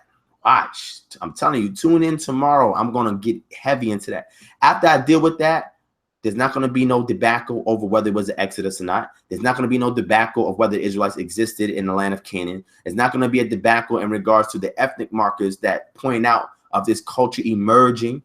There's not going to be no doubt in regards to extra biblical references to the existence of them. Some of them that people in our community have never heard of before. I'm going to go and deal with this Ham fallacy, talking about Ham was cursed because he was black. You know how fallacious that sounds? How can Ham be cursed because he was black? Well, first of all, Ham wasn't cursed. The Most High blessed Ham. That's why Noah could not curse Ham. But the curse fell upon his first son. And the first son had an opportunity to repel the curse. I'm going to show you all of that. And he didn't. Had nothing to do with his dark skin. You know how stupid that sounds? How could Ham be cursed because of his dark skin if he was black? If we believe that he was black or he's melanated, that would mean by proxy, all his brothers and Noah and his wife and his mother, all of them would be dark skinned. Come on, man. That doesn't make any sense. So I'm going to parse out that portion that deals with the uncovering nakedness. I'm going to parse it out linguistically and break it down for y'all. I'm going to give you the contextual analysis of it so you can better understand what was occurring. And then I'm going to give you an extra biblical reference that goes to show how Canaan had an opportunity to repel the curse that fell upon him because of his father's iniquity. But he was stubborn, and because of such, he perpetually allowed that curse to fall upon his descendants. I'm going to deal with all of that. So we're going to deal with this false curse of Ham foolishness.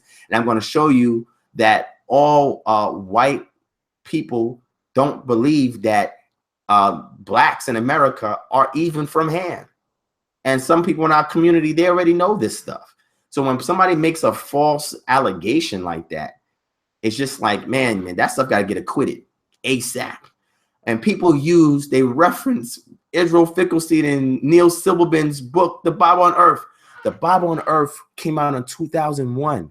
This is 2017. 16 years, so much has happened. And I'm going to show you guys all of the other PhD scholars that tear apart Finkelstein's work, his chronology, his Exodus, so-called ethnogenesis model, all of that. I'm going to give you guys all source citations, and I'm going to read these articles so you can see. He mentioned Amahai Mazar, which I thought was interesting because when I had a discussion about him, he wasn't even familiar with a lot of his work, but he quoted it in his book. And Amahai Mazar is contentious against Israel Finkelstein. Heavy. And this has been going on for years.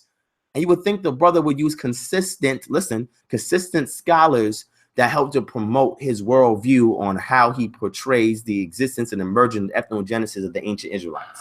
He wasn't consistent. So I'm going to address that. This the Hebrews built the pyramids. I'm going to show you the two sites of Pi-Ramses and Pithom. I'm going to show you the real Pithom. Where's that? I'm going to show you the excavational reports for both sites. I'm going to show you that you had Semites that worked on pyramids in the Middle Kingdom period.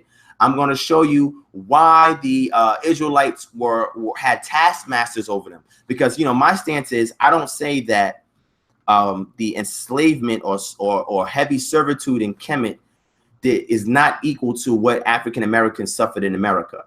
There's some degree of similarity and there's an allusion to such, but it's not the same thing. And I cleared that up in a Minority Report if anybody decided they wanted to watch that. It was interesting because before the video got pulled on one channel, it got 10,000, 11,000 views, and another video got 20,000 views. And then it got pulled twice from YouTube. That's crazy, man, crazy. But I have it up so y'all can go back and y'all can click and y'all can watch it, all right? And I see it's getting kind of late. I don't want to keep it up for too long. Unless you're okay. If y'all want me to keep going, just hit one. If y'all want to hit one, and I'm still up. Take this link and share it everywhere on Facebook. So whoever's awake, get it in. All right? We can get it in because I'm going to show you some stuff tonight, man. I'm not playing. See, whenever you call Divine out, and I don't mean to sound pompous. People that know me know I like to be very modest. You know, I don't like to brag.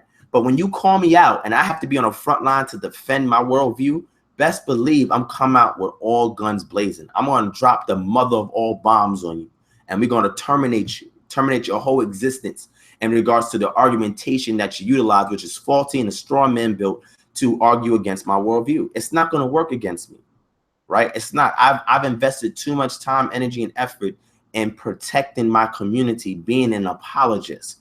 You know, one thing that he quoted was, "Oh, Devon is a Hebrew apologist," and you're right. I'm a Hebrew apologist, like you're a Kemetic apologist. It's like we have some Moorish apologists. It's like we have some Muslim apologists. Like we have Christian apologists. You should have a verbal or written defense to protect and maintain and preserve your worldview. Everybody engages in apologetics. Everybody engages in polemics. When you're on the offense, and apologetics means you're on the defense of defending your claims of your worldview. Polemists are those who are on the offense and they attack other people's claims. So you're right. I'm here to defend my worldview, my culture, my community. I'm here to protect them, right? I'm the gatekeeper. I'm here to ensure that all these false people coming in with this false foolery is not going to promulgate foolery and foolishness scholarship when it comes to our community. So all I want to do is equip them with information that I have, so that way they can see my worldview much better. So then we can build. But I'm going to protect my community. And again, I have so much, like I said, I have so much work. People have done a lot of Facebook, not Facebook, Google Hangout sessions with me. They've seen a lot of the work that I got on a lot of different subject matters, man. Also, I'm still in the process of learning more of the Medu Neter. I've been studying the Medu Neter since 2014, but I haven't really entrenched myself in it. You know, I've studied biblical Hebrew, as some of y'all know. I also studied some Koine Greek. I studied some biblical Syriac in regards to classical Syriac. And also some Ugaritic. I've been looking into that, but I haven't been heavily entrenched in like I should. But I know a lot of things such as case endings, gender, how to identify trilateral roots and stuff like that. But I'm getting into the Medu Neter more. And I'm going to do a video on teaching the basics of Medu Neter, right? And you know what's so funny? At the debate, I wanted to go into it. If you watch go back and watch it. When he brought up the Menepida Stela, he was trying to correct me on my pronunciation. And I said, well, let's go to the Stela itself and let's read it. No, there's too much to read. No, just go through that line. No. He refused to go into the Medu Neter. Before we started the debate, and Brother Reggie is my witness. Shock, I don't know if he was paying attention, but Brother Reggie is my witness. I asked him, do you have a whiteboard? He gave me a whiteboard. I started writing glyphs all over that thing. Just started writing glyphs all over that thing. And I could probably do some now if I can find my board. Let me see. Hold on. Yeah, man. Okay. Let's go into this. All right, let me see. Who else is new in the chat? D Red, what's good, King? All right, who's back in here? Pitch Black Eye, peace, King. Dawoodi M Gabo, peace. The Black Av 1, that's my dude right there. Neophyte Sage, peace to you. Who else is in here? Gamilil Padilla, peace, King. Master Rove, Deskies, peace, King. Man, it's like 50-something people up in here. Okay, and it's like almost 4 in the morning. What y'all doing up? Yeah, I'm not gonna stay up too much longer because I had to get some sleep. But anyway, let me go through some. Oh yeah, I was going through some glyphs here when I was talking about duat, right?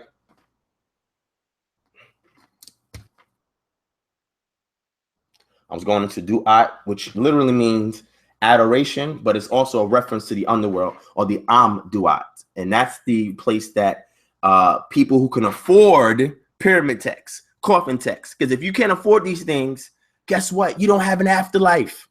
Okay, but anyway, I was going into some glyphs. So like we can go into some glyphs, like for example, this right here.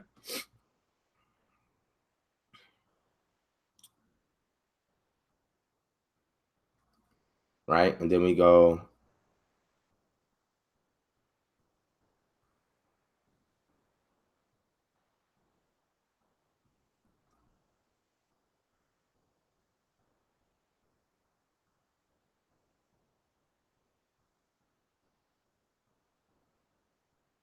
right? So this is pata, and this is a determinative, the deity determinative, and this is pata, right? Pata. And pata, as you know, is a deity, right? In ancient Kemet. Right, let's do this.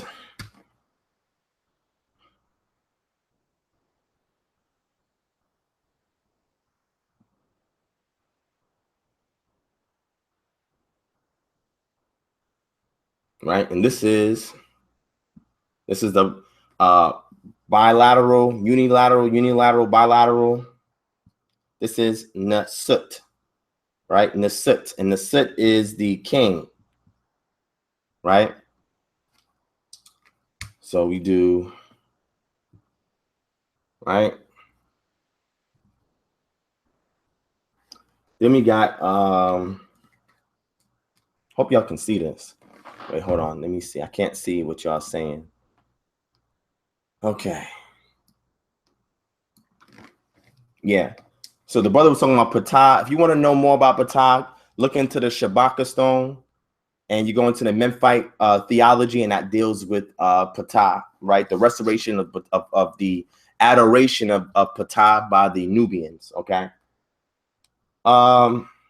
So the next glyph I want to do is the Soot. Oh, this right here, this glyph. Do y'all know what that is right there?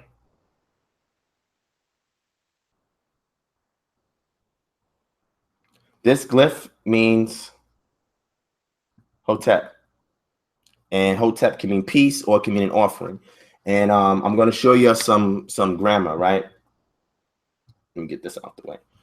This I was showing with Horus and Set, and how Horus wins 12 hours of the day and he loses. So I can erase that. I can erase that. But this is, you know, he knew I knew this stuff. He knew I knew some of the Medu Neter. He didn't want to get into it. He really didn't want to get into it because Brother Jabari doesn't know the Medu Neter like that. He doesn't know. He doesn't know it like that. Now his wife does. He doesn't know. So he didn't want me to put that on the table because then it wouldn't have been a good look for him, right? So now I'm going to show y'all. Let's do, I'm going to show you. So I showed you the word Nasut, right?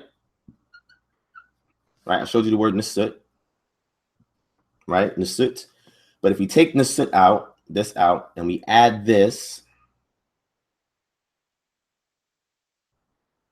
which we see is Hotep, right? And then we add this, right? This is a verb. And then we say we add this.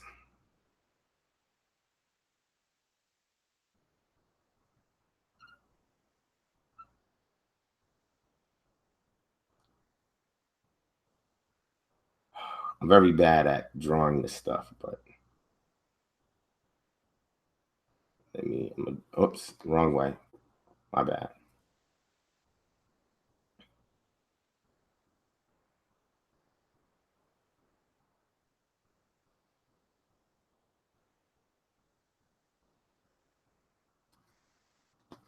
So this here is a sentence, right, in Medu Neter.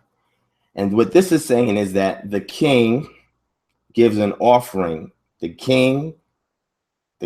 So when you look at Medu Neter, if the glyphs, in this case, I have him facing this way, this way. But depending upon the direction which the glyph is looking. So if I do this, and this is facing this way, that means you read it from left to right.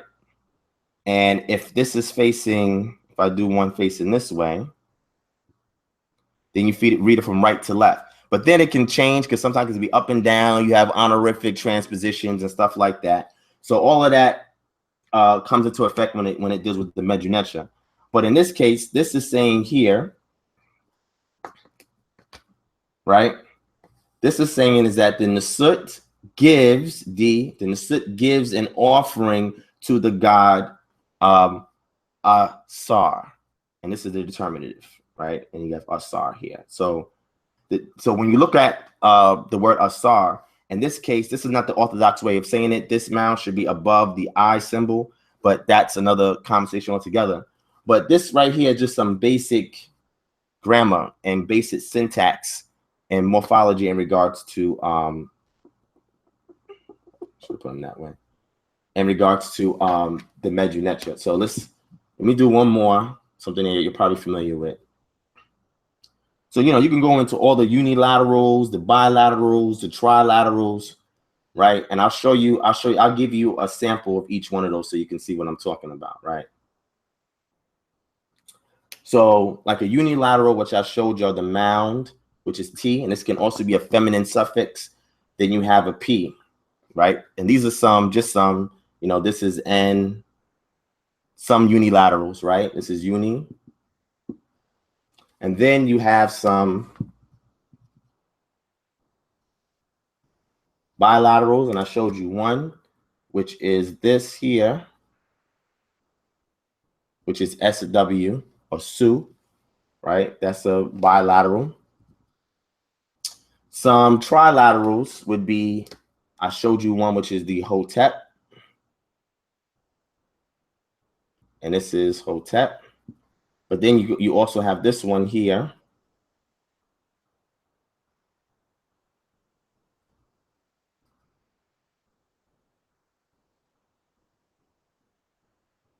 And this is Kepre. That's a bilateral. So Hotep, Kepre. And there's many others that I would love to go in, but I didn't want to make this video about the Medu Neter. Many others. So you got this, right? You have, and some of y'all familiar with this one. This is an easy one that people know as a bilateral, and that's Neter. And then you have this is R. So anyway, if you go back to my lecture, I did a lecture back in December, and the lecture I did in December was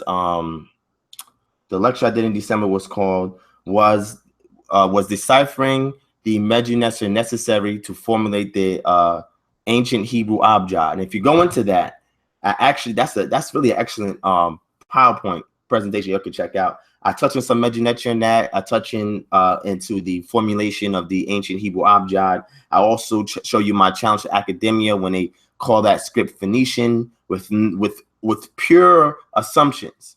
All right. Because what they say is that the earliest reference to a full literary work of the Phoenician script is the Ahiram sarcophagus.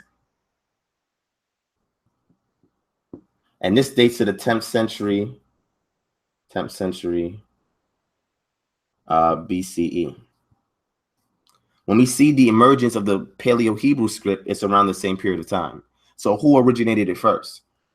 Now, the Phoenicians were not stationed in Sinai. So if you say that the Phoenician script is from the Proto-Sinaitic script, then you'd have to show me Phoenicians that was in that region who were developing this script. Serabit el-Kandim is one major site where we see the transition between some glyphs from ancient Kemet going into a West Semitic script or West Semitic abjad that's then used as a script to write literature. All right.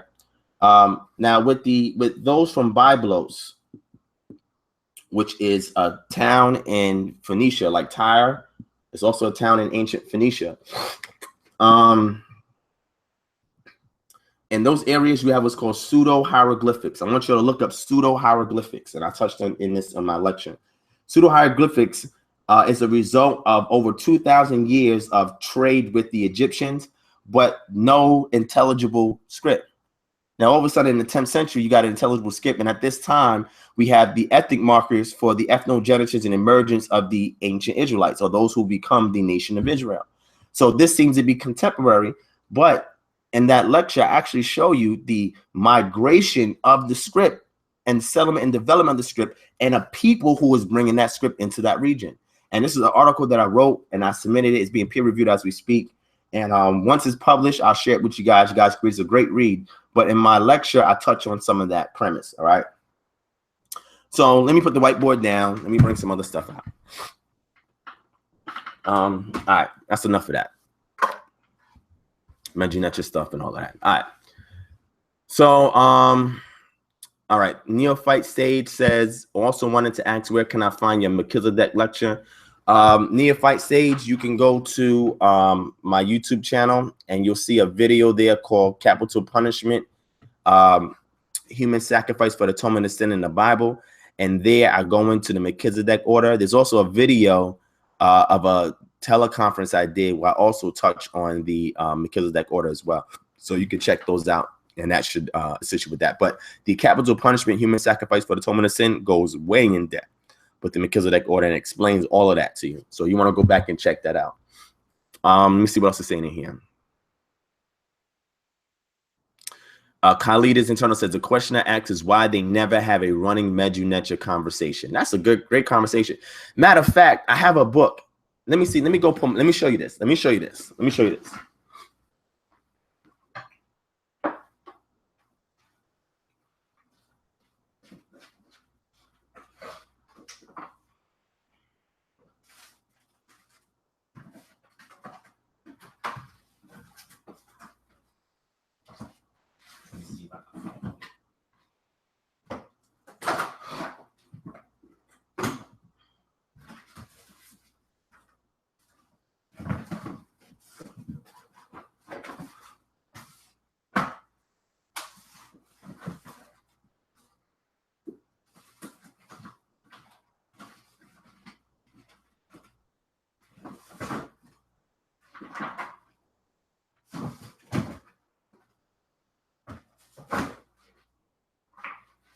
All right. Now, I have a lot of books. Some here, some I still have back in New York, and a lot of books, other books that I have. I also have like PDF, a huge PDF collection, because it makes it easier for me to bring the books with me and to read it like on my tablet. But in regards to the brother's question, Khalid Eternal, that's an excellent question. Look at this book right here. See this book? Can you see it? It's called Majet Wefa, Conversation Book, English to Medu Neter with Hieroglyphics by Raketi Amen. Raketi Amen is the gold standard in regards to the Medu Neter in the Kemetic community.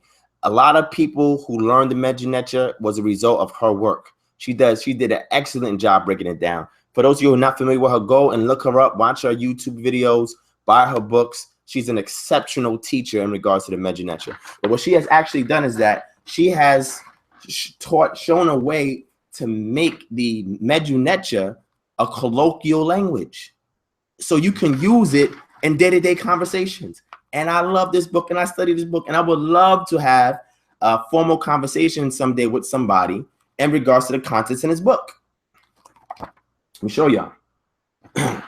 Right, so you know Neb, which is, I want to show you that Neb means Lord. Nebet means a female lord, or somebody that's over an estate or over a province of land or over other people or have vassals to them. So she gives you things like a hairdresser, right? Neshet, farmer, sexeti, shesh, which means a scribe. You hear people say shesh Medu Neter, the Medu Neter, the sacred script that's actually being written by a person, which is the scribe, which is shesh. She goes into things such as the owner, Neb, Nebet. She goes into Kahu, which is a barber, seeing the doctor, right? Sonu, Minat. Oh, I'm sorry. I don't know if y'all can see it. Let me show y'all some so you can see some of these things that I'm saying. So what she's doing is she's showing you words you can use in a conversation. She showed you some commands, right? If you read right here, see, giving commands. And she shows you how to make it a living language. This is an excellent book, man. Excellent book. And I encourage anybody out there who want to test people. Matter of fact, look at this. Look at this. Full sentences she shows you how to do. Look at that. Do you like fish? I like it. What do you like to drink? You know what I'm saying? So she actually makes the language alive. And this is a great book, man. She has a follow-up book to this and other work. But if you want to challenge people to see if they really know the Medu Neter in order for it to be a colloquial language, get this book and test them to see if they know. This is an excellent resource right here. This is one of many books I have on this. Another book I have, hold on.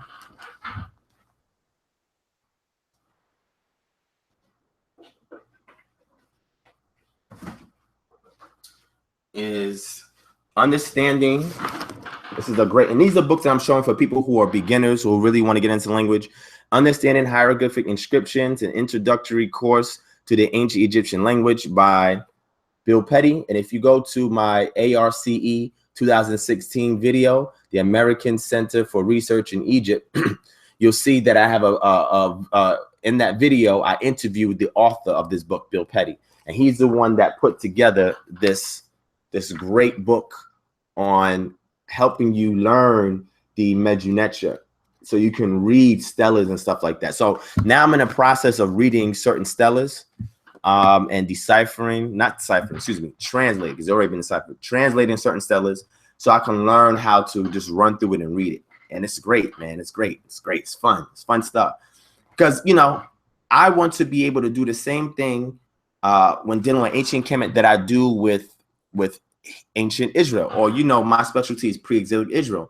And what that is I want to be able to translate things for myself to make sure that English translations are correct. So if I present a reference or a site, if I cite a source for a reference in ancient Kemet to somebody in the Kemetic community, right, it would be disingenuous of me to reference that, but not be able to show them that I know enough of the mechanics of the language to translate it, to make sure that that translation is accurate.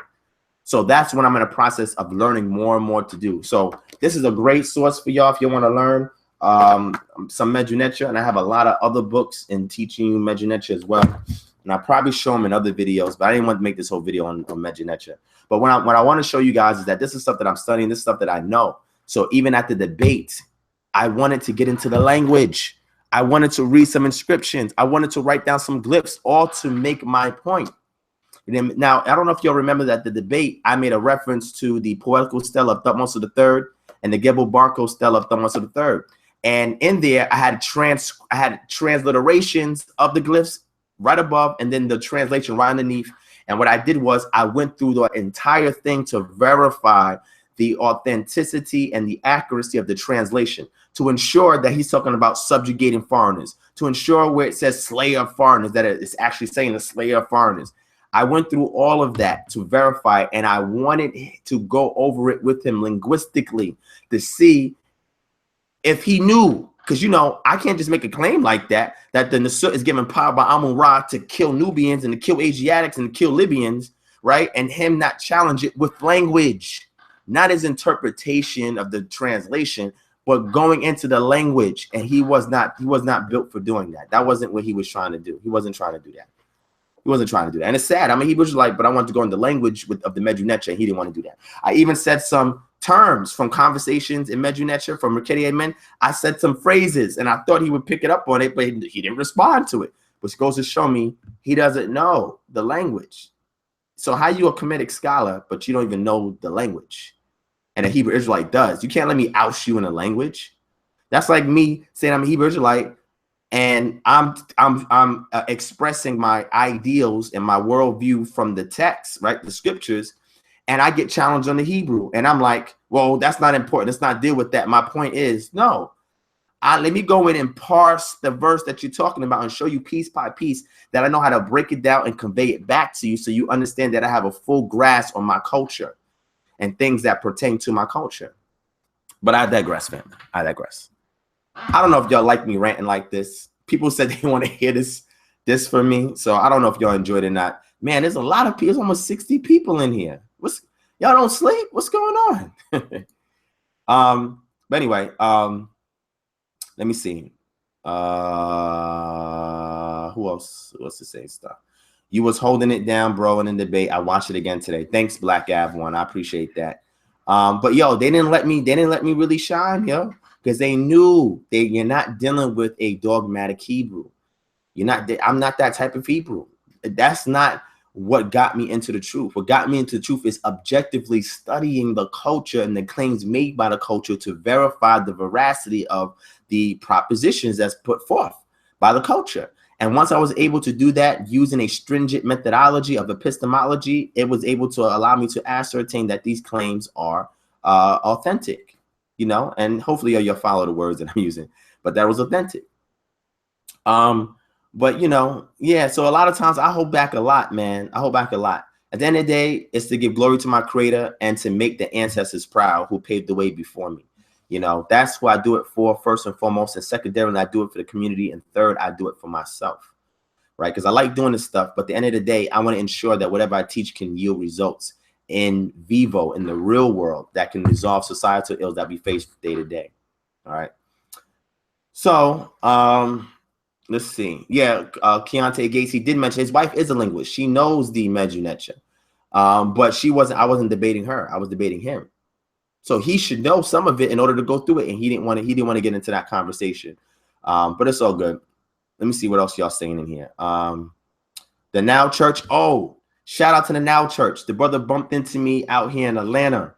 Cool brother, man. He's a musician. Y'all should hit the brother up to see where he plays at. He just found me, and I was on my way to the store, and the brother recognized me, and we had a discussion, you know, about the debate and about you know, the dogma and the Israelite community and stuff like that. We had a great build. So I now know what he looks like, and he sees me. He saw me in the street. You know what I'm saying? So shout out to the Now Church for meeting with me and chatting with me. I had a great chat with the brother, and he's a musician. So I want you guys to hit him up and see where he plays at and go support the brother. All right. Clarence Washington says, have you contacted Asar Motep on the Medu Neter? No, I have not consulted him on the Medu Neter. The only person that I've been in communication with in regards to the Medu Neter is Brother Reggie. And me and Brother Reggie have a great rapport, right? Me and Brother Reggie is cool. So me and Brother Reggie talk from time to time.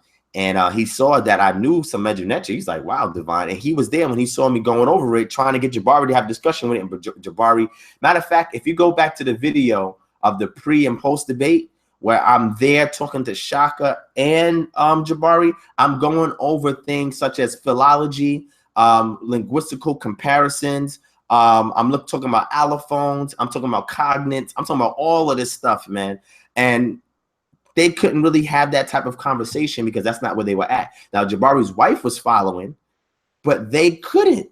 You know what I'm saying? So I had to turn it down some because that's why they wasn't there. And Brother Reggie did not intervene. He just observed. So I respect him for that. And he did his best to moderate that amidst all of the interjections and all of the stuff that was going on behind the camera. He did the best he could. So I got to give Reggie shouts out for that. But no, I haven't spoke to Asar Imhotep in regards to the Medu Neter.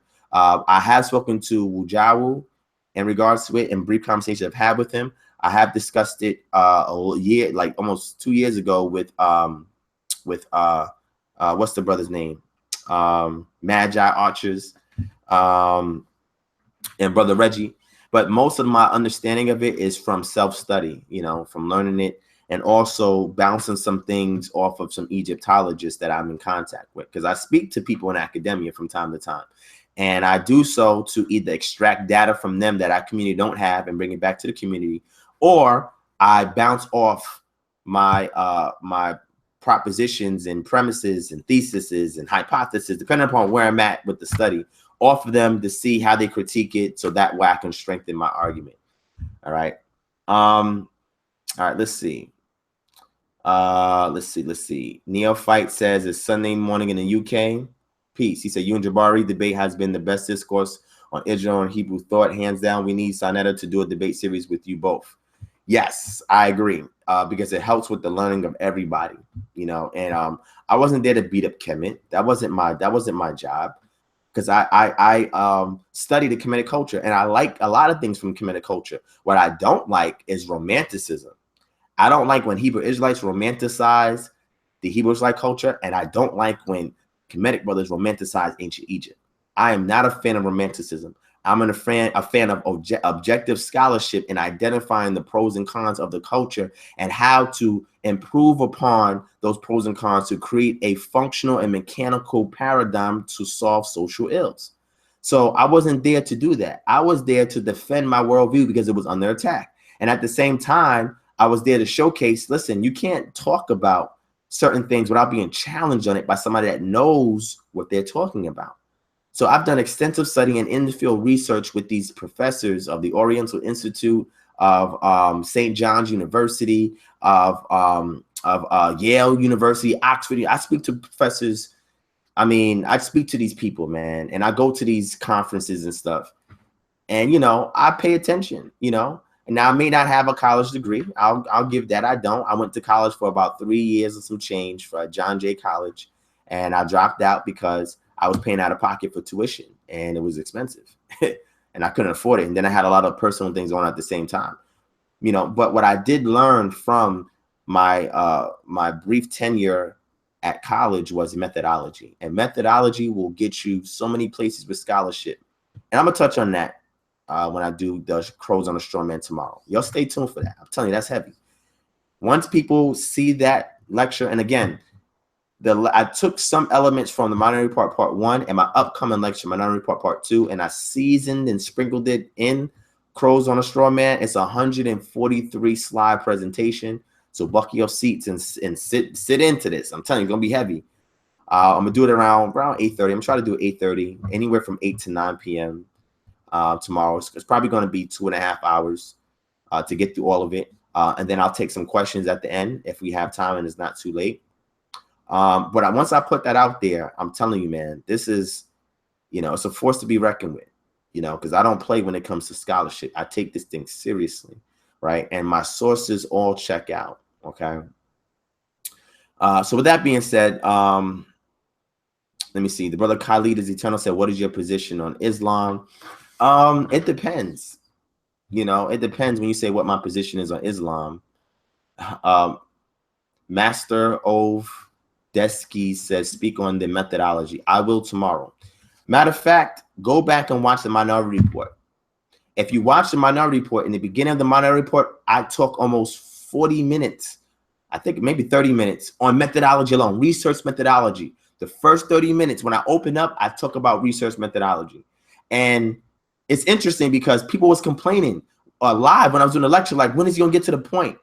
And I'm saying, I have to lay down my methodology for coming to these conclusions, right? This is, again, it's not derived from presuppositions. It's derived from appropriate and exact research methodology that I utilize to come to my conclusions. Jabbar was like, oh, you had the Bible. Somebody gave you the Bible, and then you try to use the Bible and try to make things in it true. No, I didn't.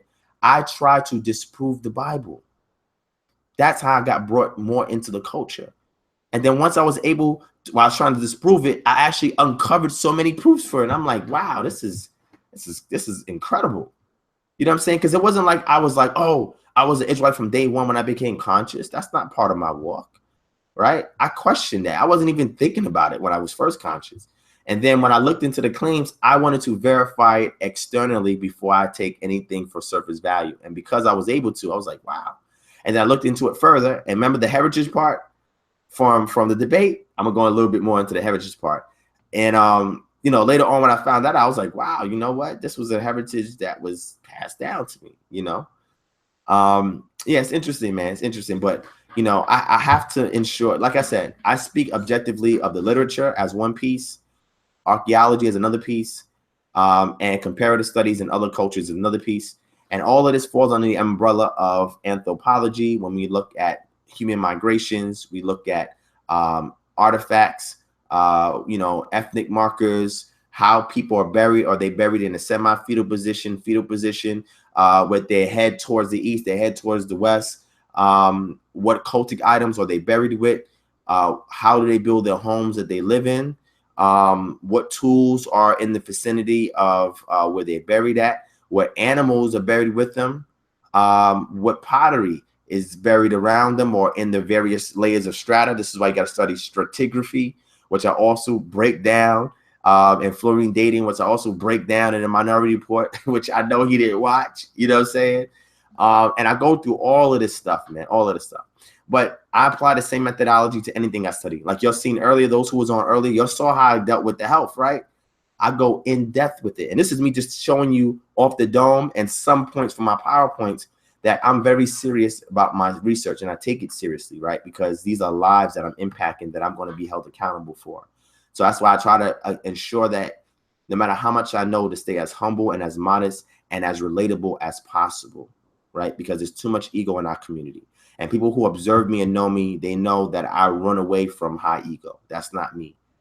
The only time you'll see me showcase some ego is when I have to defend somebody else, right? Or have to defend myself. Then sometimes the ego may come out. But when I teach, I don't teach with an ego. I'm not the star of the show.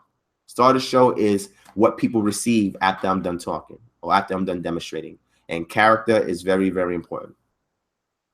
Khalidus Eternal says, do you believe that Abraham was an actual person? Well, what I will say is that to the culture, he was an actual person. There is no real extra biblical evidence to verify his existence. But you got to understand, when Abraham came on the scene, he was not a important person, right, to other nations. So nobody would write about him because he was not important. When we see Israel start to emerge as a nation, now you see other entities start writing about Israel because that's when they became prominent. But Abraham, in his own right, he was not an important person like that. He wasn't seen as an important person. So we don't have a lot of extra biblical artifacts that validate his existence. Now, we see some place names, right, that we find in various other extra biblical texts that I can go in another time, at the Mari text and the Eldad text, the Ebla text, and so forth, where we see some of these toponyms or some of these Semitic names that we then later find in the Bible. It doesn't mean that they're talking about the same characters we find in the text. It just goes to show that those names was actually common in West Semitic languages at that time. Well, in that case, I wouldn't say it's West Semitic. It depends on how you look at it. You have East Semitic, West Semitic, South Semitic that make up the overall family of the Semitic languages. And then you have other types that go in from there too, like the Ge'ez and things of that nature. But that's another conversation.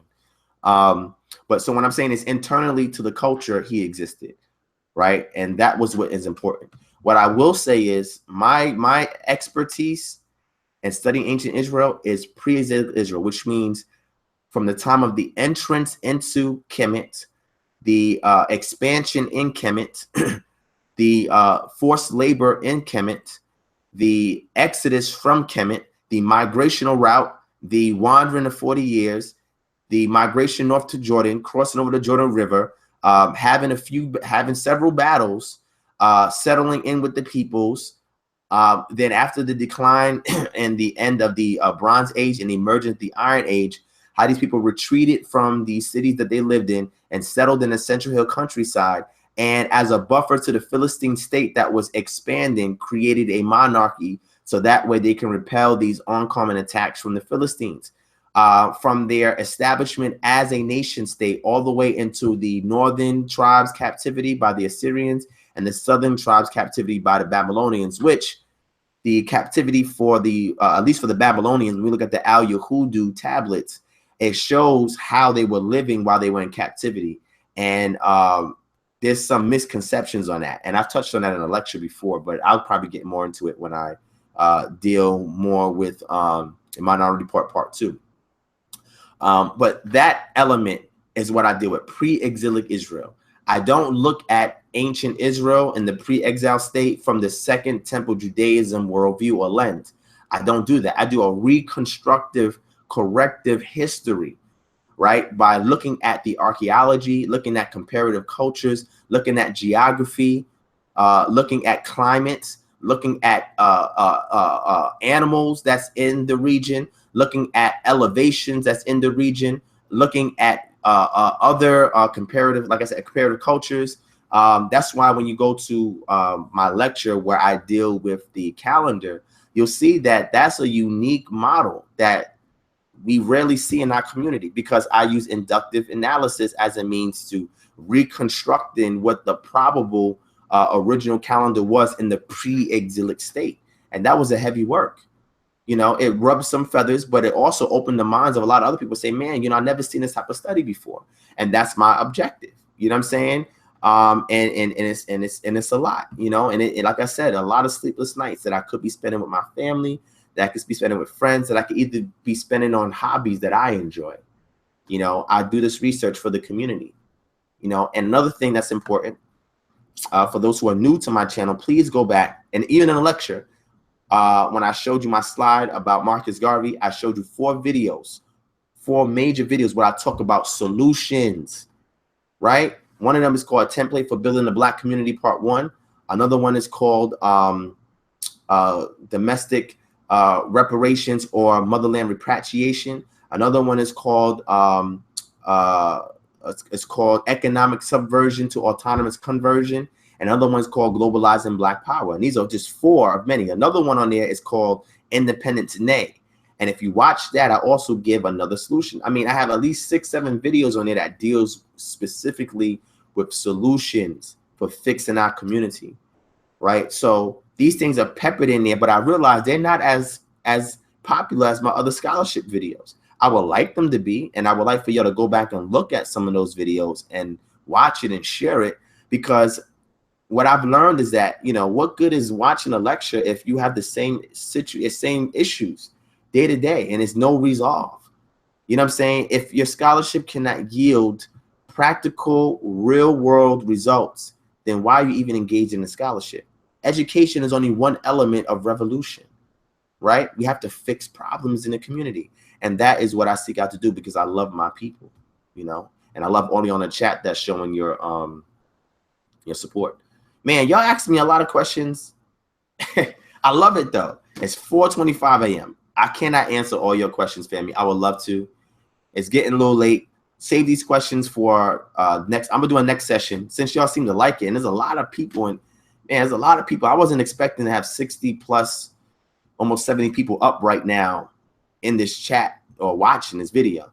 But thank you for your support. Thank you for your support, family. If y'all want to do the super chat donations, y'all could do that, or y'all can go to www.gofundme.com/Kingdom Harbinger if y'all want to support. You know, I don't tell people to donate. If my work has revitalized something in you to go back and do more in-depth research to add to your scholarship or to your studies, or to obligate you to put forth blueprints and plans to fix your community, then that is what you support, right? That is what you donate to. Don't donate it to me. Donate it to Kingdom Harbinger Ministries, or the organization as a collective body that is responsible for putting forth this information you see. Most of it comes from me, and they're mostly just like a support team. But, you know, I'm telling you, man, sleepless nights goes into a lot of this research that I bring to the community to help you guys. You know what I'm saying? Because I'm a servant first before anything else.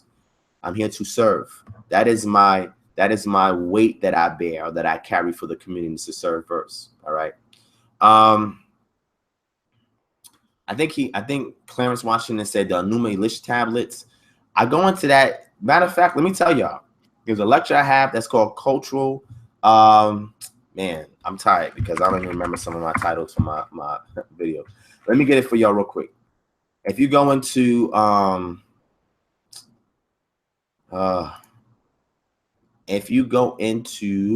let's see, Cultural Liberation Through Research and Application series is a 3-part video series. It's called Cultural Liberation Through Research and Application series. There's a part 1, part 2, and part 3.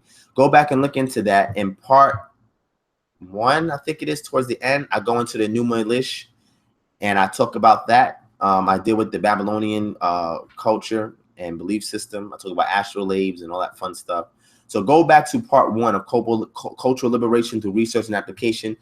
Fast forward it to my part and watch my part, and watch it to the end, and you'll see where I talk about the Enuma Elish in there. All right. Wait, did I talk about the Enuma Elish? Yeah, I talked about the Enuma Elish in there. All right, let me see what's going on. Wow, a lot of people sharing this link on Facebook. Okay, all right. Appreciate that, family. All right, so they're telling me to get some sleep. Yeah, I know. I'm operating maybe on 2 hours of sleep. And then tomorrow I have a long day, and then I got to deliver y'all this lecture. You know, I don't want to procrastinate no more. I don't want to have any excuses. I just want to get it out the way. You know, I really do want to get it out the way. So I'm going to do that. But before I go, let me see what themselves. Jermaine 7072, Peace King from the UK. Sirius B, he's in the building. Who else is out here?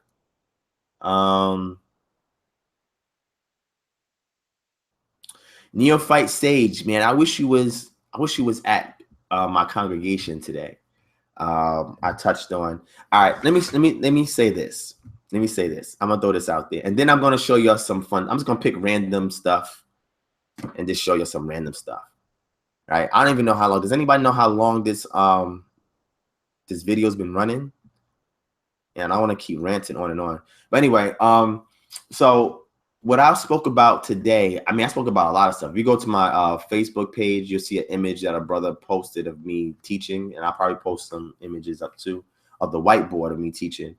It wasn't recorded, but anyway, we was talking about the Melchizedek order, right? So what I was showing was Abraham was initiated into the Melchizedek order, and when we look at Abraham's life after he encounters Melchizedek in Bereshit 14, then the Most High tells him to halak, or walk uprightly before me. Then he gives a sacrifice. Then he does circumcision. Then he has his son. But first, he has to be inducted into the priesthood or blessed by the priest before he is told to walk uprightly and be perfect before me. Can't be perfect unless you have a guideline or a standard to measure that perfectness by. See? So he received that from Melchizedek. So he was initiated into the order of Melchizedek. And what happened was El Shaddai made the covenant with him on behalf of El Elyon. It's deep. But what happened was the purpose of El Shaddai was to bring forth the multiplication covenant, where he says, in you, in your seed, all the other nations will be blessed, and your seed or your descendants will be like the stars in the sky and the sands of the sea.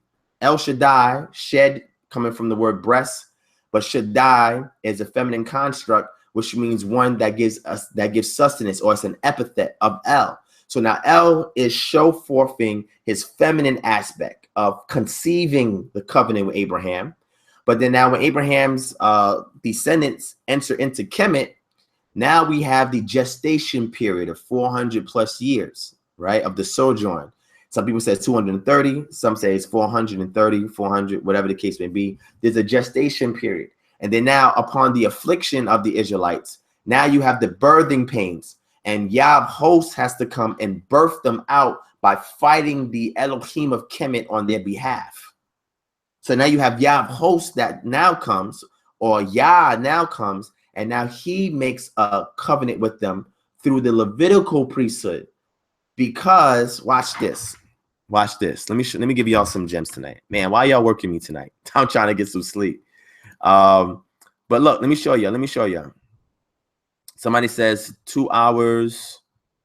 Metatron, yes, Metatron was the celestial scribe in the heavenly realm. And after Enoch ran his course and he gave his testimony to the watchers, and he was shown the astronomical view of the heavenly realm and so forth, he then assumed Metatron's role as being the celestial scribe. And if you look in the Kemetic culture, they compare him to Tahuti, right? But that's neither here nor there. So when you look at this, let me show you this. Watch this. Get this for y'all. So when you go into Bereshit chapter 26, right? El Shaddai is still talking to the descendants of Abraham, this time to Isaac. And he says, I will multiply your descendants. Remember, the multiplication of descendants is a covenant. It's a unique covenantal attribute of El Shaddai. Shaddai is the yod at the end is a possessive construct. Shed means the breast. Shaddai means the creator gives sustenance to his creation, like the mother gives breast milk to a child. And the objective of giving the breast milk to the child is to enable the child to grow up, to get stronger, right, to get mighty. So when the Most High gives his sustenance in the form of a covenant to Abraham, the objective is, I want you to multiply. And this is what was going on when the Israelites were in Kemet. They were multiplying. Why? Because they had the covenantal or contractual agreement that was still upon their lives, which was multiplication from El Shaddai. He says, I will multiply your descendants as the stars of heaven, and will give your descendants all these lands, and by your descendants all the nation of Eret, so the earth shall be blessed. Eret should be blessed. Because Abraham obeyed me, or obeyed me, meaning obey his voice, he says, and kept my charge, my statutes, my charge, my commandments, my statutes, and my laws. Abraham wasn't given tablets of stone. He wasn't given instructions to write on a scroll in order for him to follow the statutes, laws, and commandments.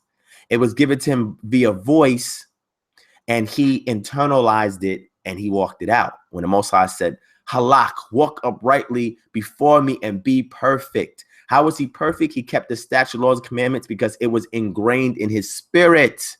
This was the element, or this was a touchstone of the Melchizedek order. It's to take those written laws and put it in your heart. Abraham had that. He was inducted into the priesthood of Melchizedek. Then what happened, now you have the Israelites multiplying and exceeding, becoming mightily and great, so forth. And then as the Israelites are doing this, they are facing oppression and affliction. And Yah makes a personal contract with Moshe to deliver them.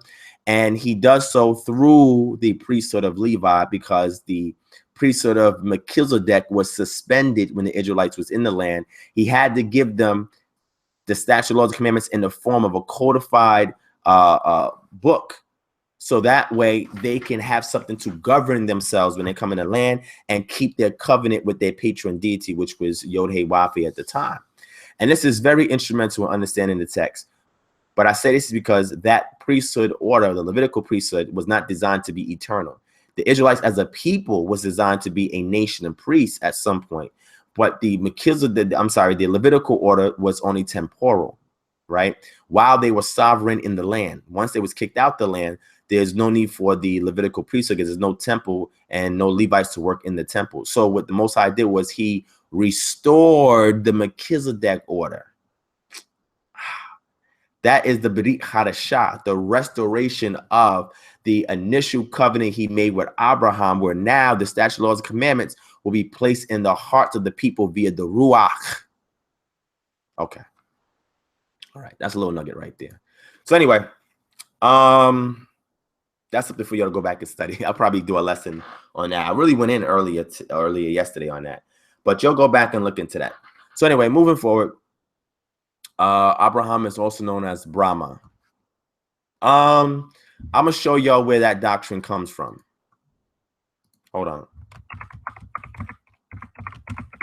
And this was something that Brother Polite used when he was debating Captain Tazariak, right?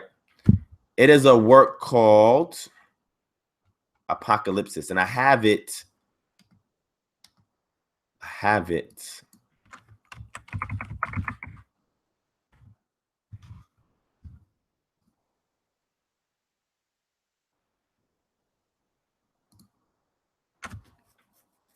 Let me show it to y'all. Where's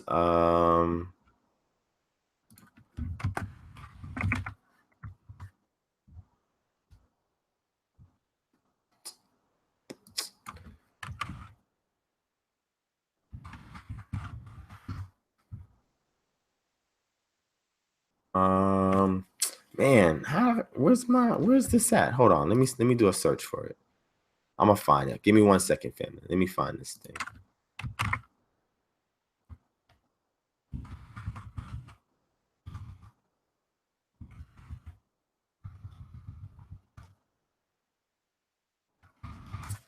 Dang.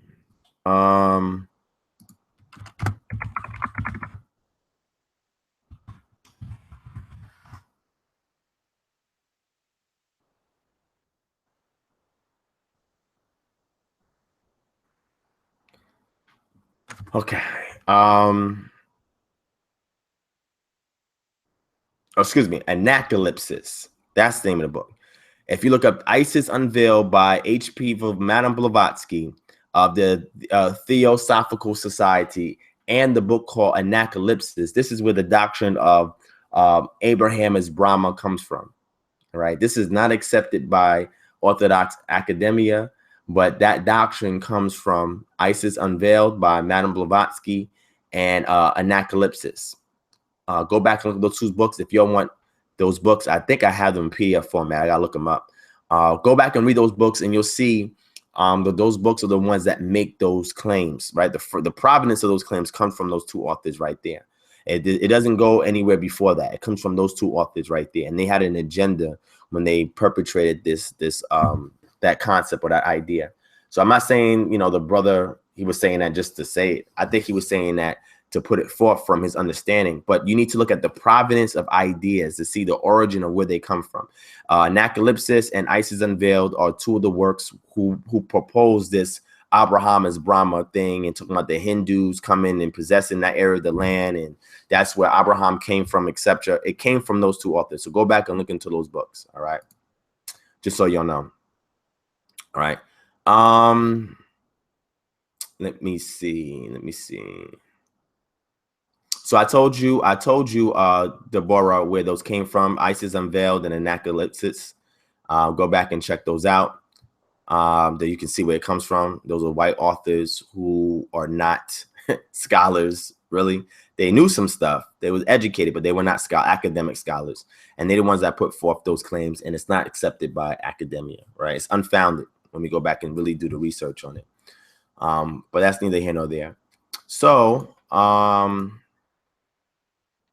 anybody who has not subscribed to me or following me on Instagram, it's at Kingdom Moments. Also, those of you on my YouTube channel, on Facebook, you can look up Divine Prospect. I have a personal page and a public figure page. Please like the public figure page, and you can send me a friend request if you want on Facebook. You can add me to my Instagram page, and follow me on there if you like. The website for Kingdom Harbinger Ministries is coming up soon. It's going to be very, very visual, very interactive. I'm telling you, it's a real treat. It's taken a long time to really get it up to the way I want it, but you're going to enjoy the website. All right. And let me end off with showing y'all some random stuff, and then I'm going to go, because somebody said I was on here almost 3 hours. I didn't even know it was that long. But thank all of y'all for being in this room. I didn't know there was so many of y'all that would want to watch this time of night. But I appreciate that. But I'm going to pull out some random stuff. Because I love you guys. So I definitely want to show you some stuff. Let me show y'all some stuff that I have here in my collection. Let me show you. I have a lot of stuff, man. I don't know what you guys want to see, but let me see. I'm gonna bring something up from Kemet. I'm gonna show you something from Kemet. Have y'all heard about the Egyptian spell to ward off the semen of a demon? Let me know if you heard about that before. Have y'all heard about that? Yes, Master Rob, there is a huge Blavatsky influence in the conscious community. Also, there's a whole bunch of people that subscribe to the Copenhagen school of biblical minimalism. And a lot of people from the conscious community uses that worldview when it comes to dealing with the Bible and the archaeology and defense of the ethnogenesis of the ancient Israelites as well. So you got to look for the prominence of these arguments to see where they come from and deal with it at the source, which I strive to do. All right. So let's see. Let's see. Yeah, I said it. Hold on. Let me write it for you so y'all can see. I'm gonna put it in chat. Hold on. Give me 1 second. So this is the first book I was talking about. I call it Pseudo Anacalypsis, and the second one is Isis Unveiled. Whoops. Let me put that in the chat for y'all. Yeah, straight pseudo, man. Pseudo stuff. The brother said you're going to need a hologram lesson programs. That would be cool. I would love to do that. I would love for people to click on the link and get a hologram of me teaching with a whiteboard right in their living room, man. That would be great, man. I would love to be on the forefront of that. That technology is ever available in my lifetime. And then I would love to have like virtual sessions, right, where we all can have holograms of each other, and we can just be like in a virtual classroom and just sit, chill, talk, and just congregate, man. But anyway, So let's go to some random stuff. So let me show you these magical spells in ancient Kemet, man. I want to show you all this stuff, right? Because nobody be talking about this stuff, but we're gonna find it.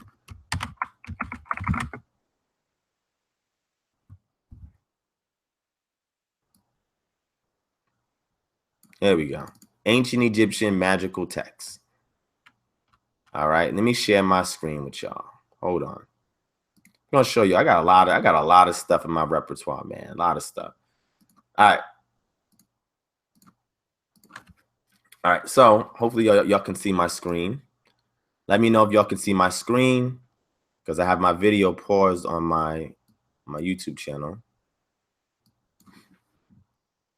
Yes, Neophyte Isis Unveiled is terribly cited because Madeline Blavatsky was not an academic scholar, you know, and that's another conversation. So hit one if you can see the screen that I have up right now. Hit one if you can see it. Okay. Oh, shout out to Yehoshua Yisrael, Cam in the way. Thank you for joining. Do you subscribe to any Enoch transcripts? Yes, the Ethiopic version. Matter of fact, let me show y'all the version that I do subscribe to. Let me show it to y'all. Hold on. Let me get it for y'all. I'm gonna show you the version that let's see. Book of Enoch. Now remember, there's 3 versions of the Book of Enoch. There's a Slavonic version, an Ethiopic version, and a Dead Sea DSS version. The Ethiopic is the most complete version, but it's not a primary version because it was derived from a Hebrew version of it, right? Or some say it could have even been a Koine Greek version. There's an argument for either or. Let me show you my Ethiopic version, so y'all can see my Ethiopic version.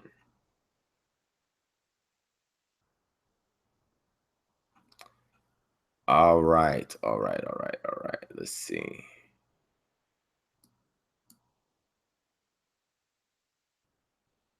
Yeah, this goes into the Ethiopic and the MSS versions. This goes into all of that. This is see you see my my Ge'ez in here. See, this is the version that I use, right? So this is the Greek here, and this is the Ge'ez version right here as well. So I use this so I can practice up on my Ge'ez and my Koine Greek when they, you know, looking at the comparisons between the two. So this is the version I use. Now, if you want to see my English version, I'm gonna show you my English version of this. Hold on, let me get it for you so you can see. What's my English translation? This is in Enoch. Let me go to file location. Let's go here. All right, this is my English version. This is my English version that I use. This is based off the Ethiopic translation, right? So y'all can see. All right. So this is my English translation, and this is my original Ethiopic version that I read from in the Ge'ez when I want to go through the Ge'ez, which is a Semitic language, by the way. And I'll probably do a lesson on that with y'all, show y'all some grammar and stuff in regards to Ge'ez, which is similar to Amharic that's there today. I actually went to an Ethiopian restaurant yesterday and saw some Amharic writing, which is similar to the Ge'ez that we see here. But anyway, so let's get back to the magical text, right? Let me see. Yeah, if anybody wants any of those, peace, knowledge born, peace, power vibes, global purpose, Jody Issachar Rain, peace king. Let me see. Our isms, peace. If anybody wants any, if you see anything that I show, if y'all want it, email me at kingdomharmonger@gmail.com, right? And I'll send y'all what I can. All right, and I'll share with you. But anyway, let's look at this ancient Egyptian magical text, right? translated by J.F. Borgouts, and it's from E.J. Brill Leading, 1978, right? And Religious Sects Translation Series in the Nisaba, Volume 9. And let me show y'all some stuff in here, man. This is some disturbing stuff in here. But let me show you some stuff, right?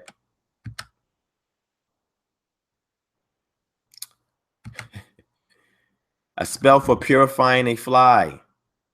All right. Let's go. Let's look at some of this stuff. Right, beginning of a conjuration of an Aku demon. If you know anything about Aku, the A'aru is the field of heavenly reeds that anybody that goes through successfully through the Amduat, which is the underworld ancient Kemet, Asar permits them entrance into the field of heavenly reeds, where they are assigned a plot of land that they perpetually cultivate until the end of time. And they can call upon Shabtis to work for them in a system. And the Shabtis was a transition from the retainer sacrifices, where in dynasty, pre-dynastic Egypt, dynasty 0 and dynasty 1, and then in other later dynasties, where the kings would put their royal courts to death, so that way they could serve them in the afterlife. It's crazy. But Aku is when you become a spirit. So anytime you see U, that's the chick duck at the end, which is representative of the plural, which means multiple. So Ak is like a spirit of light. So the spirit of lights, that you become a spirit of light, or you become an ancestor in the realm of Re, right? And the field of heavenly reeds, where now not only can you perpetually cultivate a plot of land that's been designated to you without sorrow, anger, anything, but you can also influence the living world. So here they show you how to conjure a Aku demon, right? It's a spell for conjuring Aku demon, right? Here's a spell for warding off a hemorrhage. Okay. Let's see. Another conjuration for the dead, right? A headache spell. Warding off the attack of a dead one or a god with the magic of Anpu or Anubis. Right? Let me show you this stuff, man. This is really spooky stuff, man. Hey, if you want to spell for vomiting, there you go.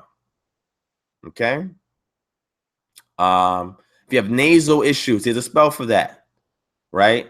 A conjugation of the Asiatic disease in the speech of Keftu, right? Yeah, a spell for warding off fever against the semen of a demon. There you go. There you go. Here's a spell against the semen of a demon.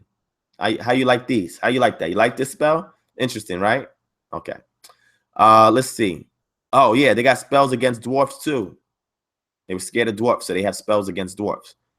To get the good dwarf, right? Let's see what else we got here. Spells against demons. Spells for speeding up the childbirth of Isis. A spell for drinking medicine. A protective spell of safeguarding the body being recited over a child when the sunlight appears. A spell for beer, to quench the thirst of a child. Let's see. Spells for warding off poison if you drink poison. That's interesting. Yeah, man. Oh, a spell for conjuring a cat. A spell for warding off a scorpion if you encounter scorpions. Man, this stuff is interesting, yo.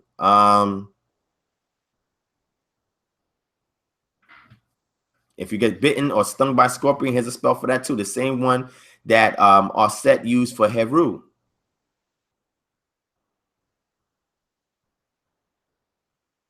All right. So let me stop this screen sharing. Let's go back. Let's go back. So that's something fun there for y'all to see. Magical text is something incredible. Let me see. What else I'm gonna put out?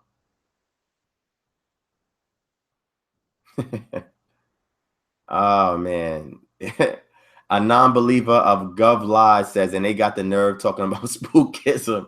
Yo, man, when I say I got so much work in so many different areas, it's crazy, man. I'm telling you, man. Let me show y'all some more stuff. I'm gonna show y'all some more stuff. Hold on, hold on, hold on. My collection is huge. It's vast.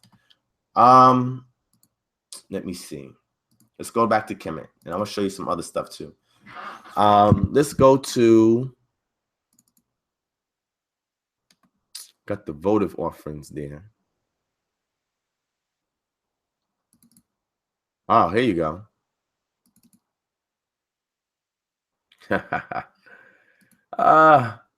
Wait, hold on.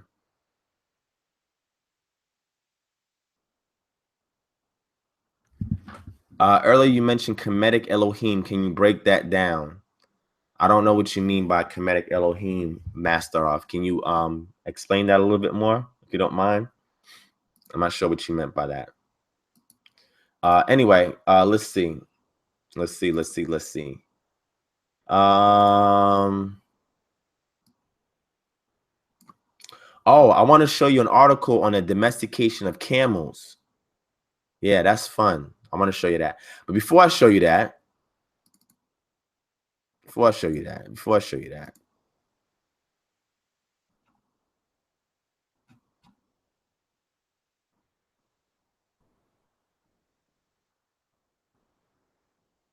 now, you know, you hear a lot of people say that the ancient Israelites were goat herders and they were just pastoralists. Yeah, let me show you some stuff, man. Let me show you some stuff. Hold on. Let me share my screen. All right, so can y'all see my screen? Hit one if you could see my screen. Elohim is female, right? No. I was saying El Shaddai. And I was talking about El Shaddai is the feminine essence of the creator in regards to nourishing Abraham's seed via a covenant. Okay. So that's what I was talking about, El Shaddai. But Yah and Yah host was the part of El Elyon that was utilized to covenant with Israel, exiting out because it was the midwife to birth them out of Egypt. Okay. But anyway, so looking at my screen, you see an article from Cambridge Archaeological Journal where it says rethinking cattle coats in ancient and early Egypt towards a prehistoric perspective on the Narmer palette. Okay. Now, if you read here where it says an anthropological perspective, it says an alternative avenue of investigation has been proposed by Ingo. I'm suggesting, he writes, that we rewrite the history of human-animal relationships, taking the condition of active engagement of being in the world as a starting point, right? So he goes on here, says, where ritual and symbolic treatments of cattle concern, prehistorians might therefore turn to the rich anthropological literature on religious life and pastoral societies. In doing so, I stress that my own source of ethnography is not influenced by geographical setting or assumed cultural continuity between ancient and modern peoples. So pretty much what this talks about the various pastoralism that was done in ancient prehistoric Egypt. And all the various cults. This is where you get Hathor. Hathor has to do with the cattle cults that was in ancient Kemet, where they envisioned an entity that oversees cattle that they can pray to ensure the successful prominence or a continued existence of the herds that they would have. So Egyptians were herders, right? Nubians specifically were pastoralists, and a lot of them used to wrap their dead in goat skins. Yeah, okay. So anyway, as you can see, yeah, all I show is authentic sources. I don't play when it comes to my sources, right? But let me show you.